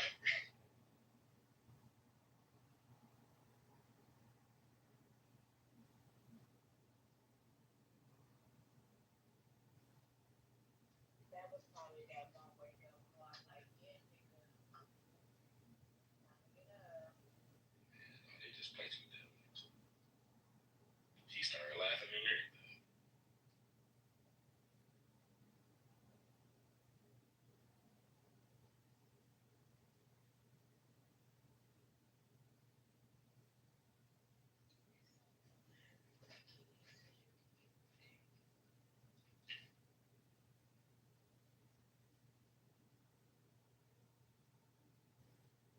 I know that's how long it would be.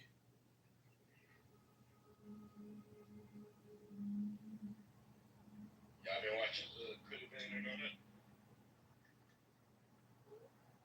Could Have Been Records and all that? That shit. Drewski shit. Oh. That shit retarded as fuck. That shit hurt me now. I don't know why, but I can't get into them. Like, he is fucking terrible. Drewski and them with the Could Have Been House and all Oh, that. that's because they fucking silly, bro. Yeah, they doing all that silly shit all fucking day. like he get all the people that suck on purpose for entertainment. But yeah. Drewski think he got passed, nigga. We remember you being in that fuck house too, nigga. Damn. Playing around with the diddlers. Wow. Yeah, his ass is definitely in the diddler room. We ain't forgetting. It was diddlers. Maybe Because he definitely, it was like a little commercial or something that was running on the internet. He was all in Puff bathroom. Like, oh, this cologne. This is cologne. Oh, Prince Roll. I do remember that. Like that, nigga. Like, why you all in this? What the fuck? Remember 18 and Puff was like standing behind and he walked in the room in the door? Yeah. I was just watching it. That shit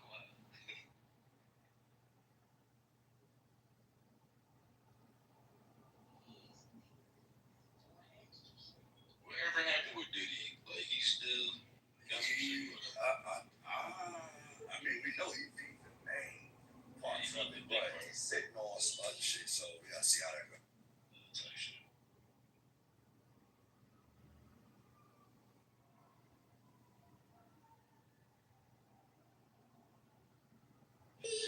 Don't nobody get no pass, bro. About this nobody here, you don't get no pass. Nobody's safe, man. Like I told Lavish and them yesterday, stop about the homie Mel Matrix that came home from New York. I'm like, yeah, look into that, bro. He got hit with 11 years and did 6. So something ain't right with that.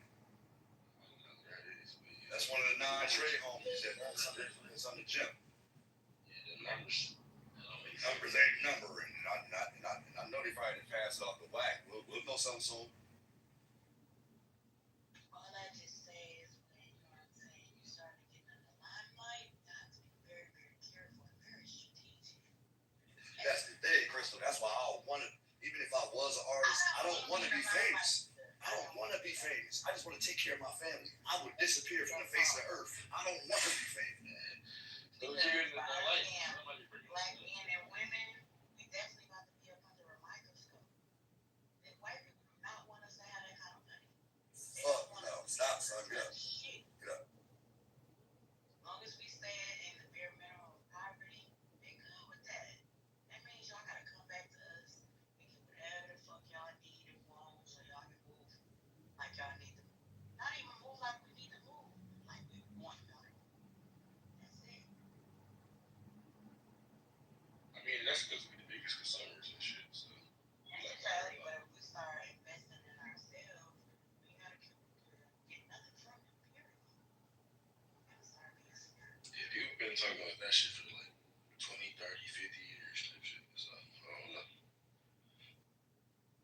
But the bad part is we got that crab in the barrel type of mentality. Word is fine, Crystal.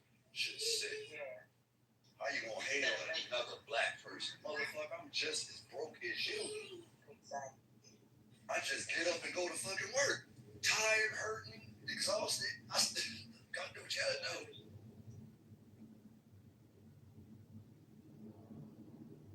We gotta start changing our mindset and that start with the kids. That shit, I feel like it's going to hit on the infants. I just gotta focus on mine. That's it.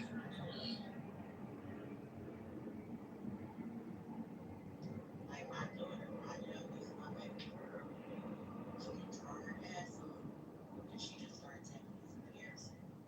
So I'm trying to push her to invest in herself more. She didn't want a kid and everything. I said, your next step, write a business plan. And then you can go ahead and start investing in yourself. Buying your cars, buying more kids. And then she gonna go into tattoo too. Yeah, that's the move. One of my homies, his son, he had started a bow tie company, and that shit doing real good right now. I think he's been open for like 5 years now. He only like 12 years old. That's beautiful. That's what's up. That is beautiful. He ain't got no $750 bow ties, do he? Nah. Yeah, that's clip-ons. Yeah, that's diabolical. He got the bow ties for like 25 and shit. All types. And he talk like you won't think he that young, you know. That's what's up.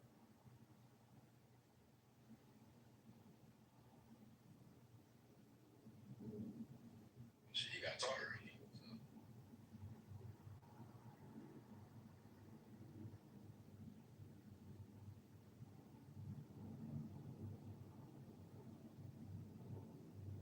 I think he trying to start a truck business too right now.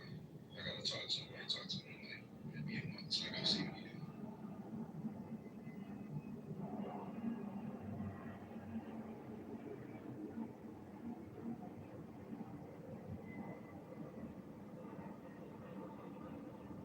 We can't be scared of throwing out our life. Yeah, well, my son got a great idea. I just don't know how to do it. I gotta do my research. That's what's up. People thinking outside of the spectrum. Like it's, I want to say, but I don't want to say. Wait, hold on. Not to disturb, not to cut y'all off, but 6ix9ine entered the conversation. Stop. At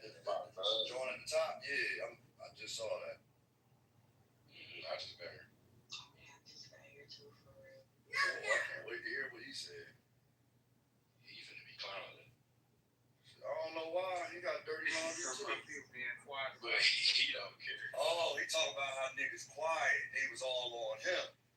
Ah, the selectiveness. Oh, he did the same thing with Gunhead, so yeah, he finna be doing all that shit. Remember how loud they was about 6ix9ine? 6ix9ine's a red. They right. He damn near said the same thing right there that you just said. Don't be selective. Call a rat a rat.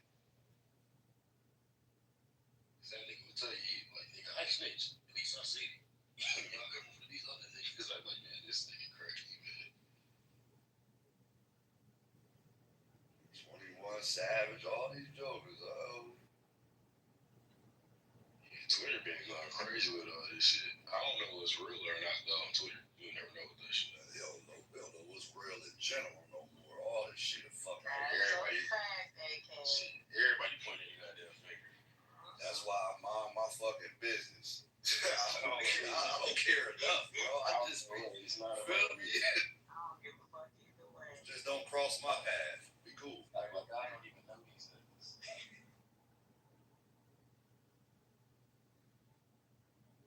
See, the funny thing about it, I lived in Atlanta for years, bro. I never saw 21 Savage. I definitely seen Jeffrey before. 21, man, he's supposed to have been around the corner from where I lived at. Never saw him. I lived on Meadow Lane, right off. I lived on Meadow Lane, right off of McAfee, Campbell Road, in Glenwood. He claims Glenwood is some apartments that's right behind Meadow Lane. That look like them apartments they did in that Vice series, bro. I'd never seen none of them niggas. Ever. How old is he? I don't even know how old Savage is, but I know when I was around that area, this was 2005. I was 15. I say everybody kind of like stepping off the porch and shit. Yeah, but on some real shit, 18, I was the only one claiming blood around that area, bro. That was a GD and Crip area. If you know anything about that area, that is a Crip and GD area. Like, and I was the only, because I didn't know I was from out of town. So I was the only Damu that was walking around here until I met niggas from the neighborhood. Yeah, so you was standing out. Yeah, that's when I first found out about Gangsta Disciples. I didn't know what they were until he told me.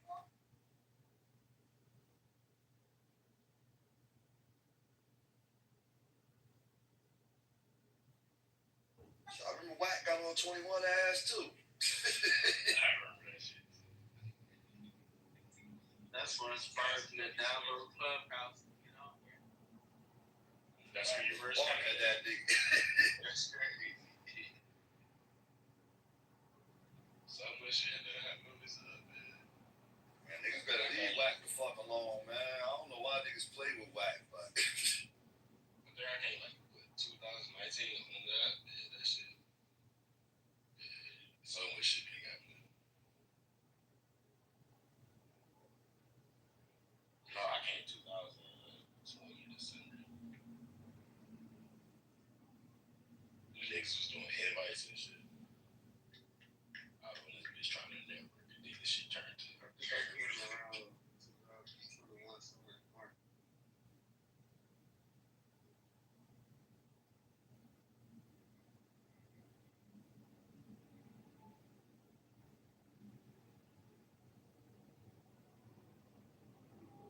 Man, I finally debated my app. I came over here and shit, but it was a base. I didn't know you could hear people do all that. Like, what the fuck?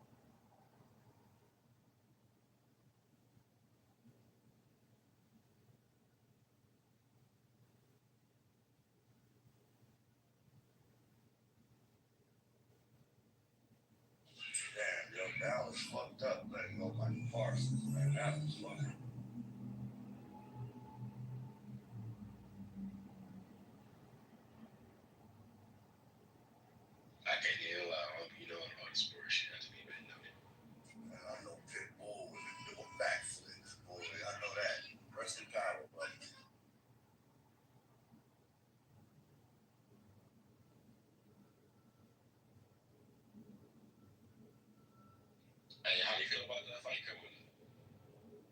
November. November? Tank and the YouTuber.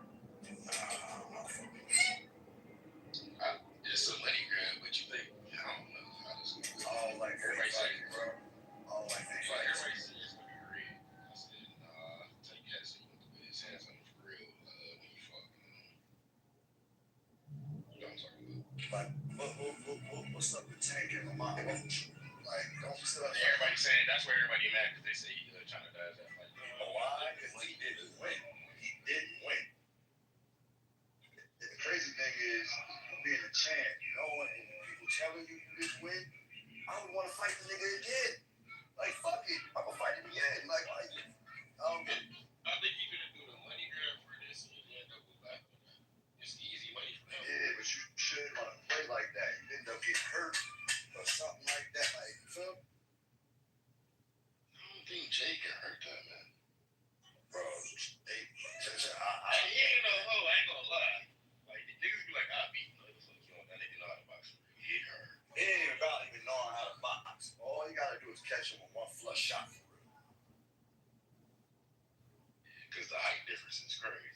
The weight difference is crazy, though. Like, yeah, he's gonna be punching down.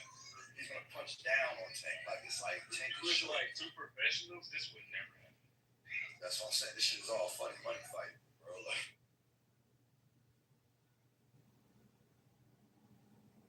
he hopped on hunt. Tank has said, hey, get in the ring with me. Now they actually doing it. That's gonna make it interesting. I hate my first be watching WWE. I'm like, man, why y'all watching this shit? I wrestle for real. You wrestle for, like, professional? I used to do sports when I was in school. I used to be a wrestler too. Yeah, that wrestling shit different. Yeah. We used to do it with glitter and baby and olive oil. Good morning, Katie. You wrestling alligators? No, we were wrestling beaches. You know, it's like a it's like a little. It was kind of more so like, oh damn, fucked up, y'all. Give me a second to drop this shit. I don't know about what the dude in. I just thought. I'm not fucking around wrestling. Ain't nobody can explain me either. My nigga. Fuck this.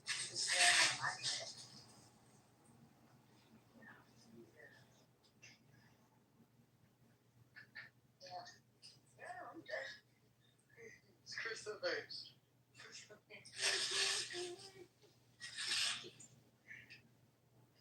You got one little wrestling move and got me and that put me in sleeper.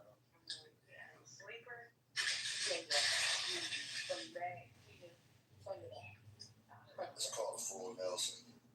The full Nelson me, haven't been broken up. Yeah, I when I wrestled with people one time. I was like, damn. I ain't do this. Was she a big deal ass? What was the like? Was she like a male league girl, or like was she like? This is my first time doing it, you know. I just want to do it type of girl. I slammed her about 4 or 5 times. Oh, did she slam you? She was trying to, but it didn't work. So you physically slammed this girl on purpose, knowing that you couldn't, knowing that she couldn't slam you. She was in the competition. Oh, so you saying that was the quickest way to try to get her out by slamming? I mean, Yeah.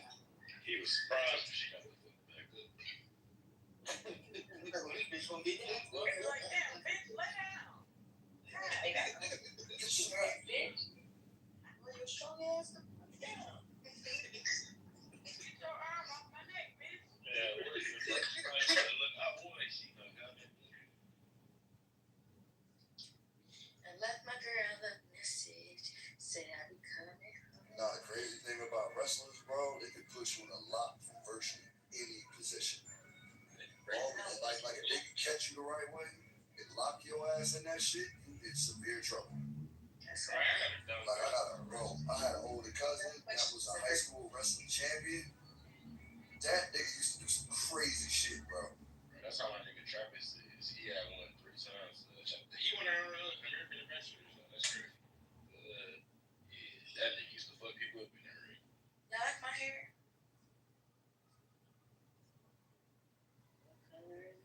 Alright, it's nice, cutie. $25.99. 10% off. Yeah. Shit, I had needed something, y'all. I can't just twist my dreads tonight and get myself right in case I want to be a whore tonight. Yo, that's fire. I like it. Thank you. Hold on. That's dope. I like it. Is that Joe saying that? Yeah, I got a new hairstyle I want to try, but I'm scared. Joe. Not trying to be funny. You can see Joe. Joe. Okay. That's a Joe.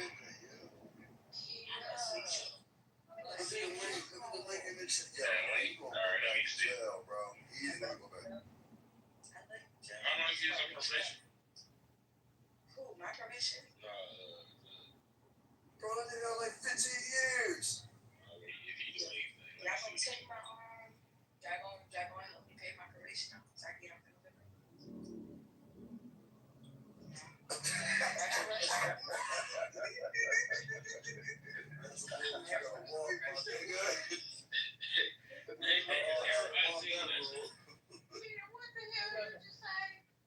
said, help me pay off the rest of my probation. He said we like your hair. Wait, yeah, how much is it? Well, right now it's like How much for you? I owe like $1,500. That's it? Yeah. You're on probation. You got that. No, because you know they got. I didn't know they said that you got to turn it in 3 months before your actual date of your termination date. Because I was going to let it ride out for the rest of the year till January. Wait, what? January, February. Yeah, I didn't know that. What is shit? So I'm like, Never heard of no shit like that. yeah, I was like, what? And one day I had my last visit. I walked up in there, and she was like, I'm just let you know, like they may switch you because I don't be over there where you at. And I'm like, huh? She was like, and I just gonna let you know because I was gonna let you just ride out and let you know, literally, like, let you pay whenever because I don't get in trouble. I don't get no problems. But she was like, you make your transfer, so I don't want you to be violated. Just try to come up with all your money. That's all like, I've been on probation almost 3 years. And you just let that ride out like that instead of just standing up and getting it over with you? So, what happened was... They go lock your ass up. Listen. No, because at the time... Hold on, shut up and listen. Because when I first got out, I didn't have a job. As we all remember, I lost my job. I had to resign. So, when I got out, I had to resign. I didn't have no work. So, and it was hard for me to find work. So by the time I did find work, I moved with my oldest sister. So when my oldest sister, she's down there for bitch, still paying bills for real. And I was like, okay. So I had to pay. You ain't have no unemployment. So the way that it's set up, unemployment, I'm still waiting for the payments to come in. Yeah, the unemployment said that they don't know that they don't know if I really got fired. But I would say technically I did get fired. They just want me to resign. And I was like, well, how? So I've been fighting. Yes, I've been fighting it. Yeah, but technically I didn't work. If I said no, I don't want to resign, they would have fired me anyway. So technically, but you quit, so you can't get unemployment. I guess that's what happened. Yeah. So, but they told me I could come back to the company. So it's like, okay. I mean, I already know because I got guaranteed. I already tried. I had already dinged it already. No, because that's 15 years per charge. Yeah. I ain't got time for that. Wait, so what are your charges, Keenan? Yeah. Listen, that's my turn. I don't understand. What type of shit that you got going on in Florida? Listen. You gonna fuck around and gonna have your ass down there with them immigrants at down by the alligators. No, I wouldn't. Because you know how you be popping that you got American, right? Oh, you got American, bitch. We got some spot for you, home. Hey, I gotta hold my passport on me. But you're not American. I know, that's what I'm saying. Your ass about. I am American. I'm American by birthright. Right? Yeah, American by birthright. But he said he only cared if he was born here no more. That nigga's tripping. No, they dead serious about that too. And Florida, that's one of his hot spot states. Yeah. No, for real. There's a couple people that got swiped up and they are US citizens. They ain't playing that shit. They don't give a fuck. I know I went to school with this motherfucker. I know this motherfucker, was born here type shit. So it's like, Alright, alright, so fuck all that, right? So how much you gotta pay these people a month? You only owe them $1,500. So how much are they asking you for a month? Is this a monthly or is it weekly? What are they asking? Technically in my mind, because I did the math, it's just like, not your mind. What the hell? Yes. What's on the paper? On the paper. The pink paper you get once you're released, after you go to court, they give you a paper that tells you where to find all your stuff on it, all your information. Trust me, I had a lot. It's like 23, it was 2,300. Okay, stop. So you've been on probation for 3 years for $2,300, dog. Yeah, but you can't your fucking ass, kid. So I had to do complete my anger management. I had to complete drug and alcohol. I had to do No, there's anger management, drug and alcohol. Peter, what the fuck? I can't be loud, y'all. Hold on.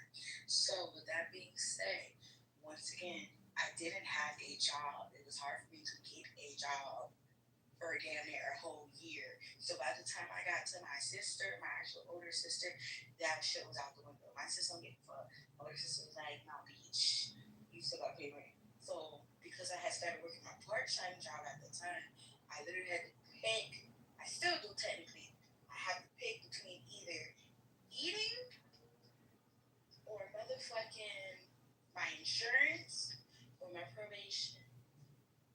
Y'all tell your probation about this? Hold on, I got you. Okay. Hold on. Pause. Okay, sweetheart, I feel what you said, right?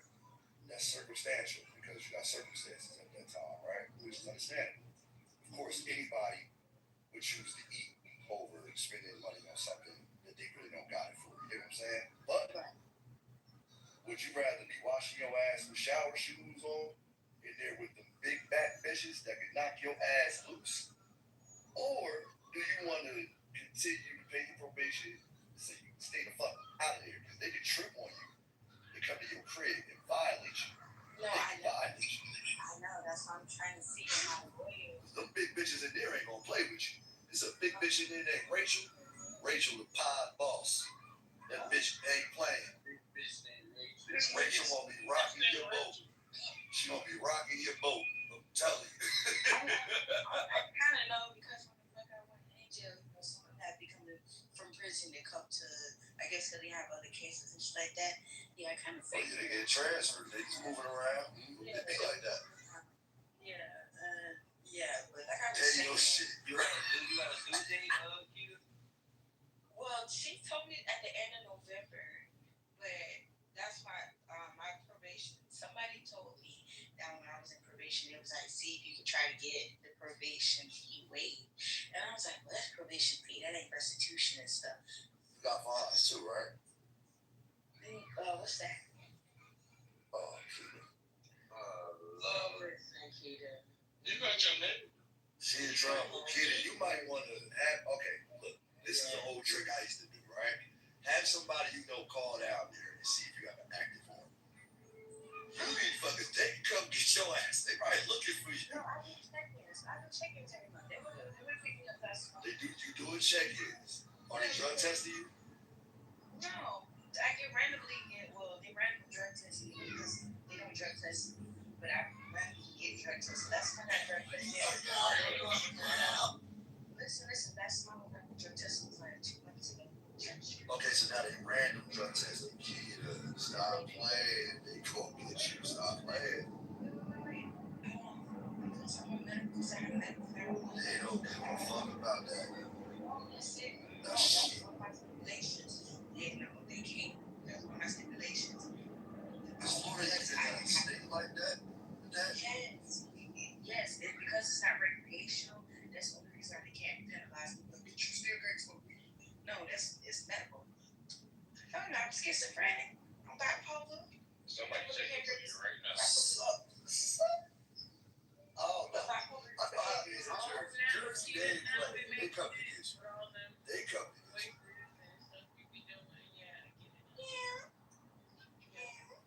You miss one thing, the folks come to get your ass. That's still my accent. Still my accent, y'all. Then you gonna go to court. The judge gonna say, "Why haven't we been receiving no payments?" Oh, Your Honor, I had a weird day. I had a fool. Judge will be like, "Look, I don't want to hear none of that shit. Bitch, I want my money." Listen, I can prove that though No, but because you didn't. No, I feel you. I feel what you're saying. Trust me, I feel it. I tried that before. I tried it. Trust me. I tried everything in the month. Your Honor, fucked up. Man, they don't want to hear none of that shit. How much can you pay? What they're going to do is they're going to ask you, well, how much can you afford? And they're going to hold you to that number. And if you can't afford to pay that number, and you try to go back, like say you go back in the report, then that's when they lock your ass up. Right there. Okay, thank you, Tasha. I'm definitely, I think that's what my probation officer was telling me. And my probation officer, Tasha, and my lawyer. When I called my lawyer, because when I was first shot, I was like, what? I was like, I can't wait to let her speak on probation. And then she was like, girl, oh my God. I was like, let me call my lawyer real quick. He was like, yeah, he didn't know. And so y'all probably didn't tell me, but I probably was just so excited to get out of jail.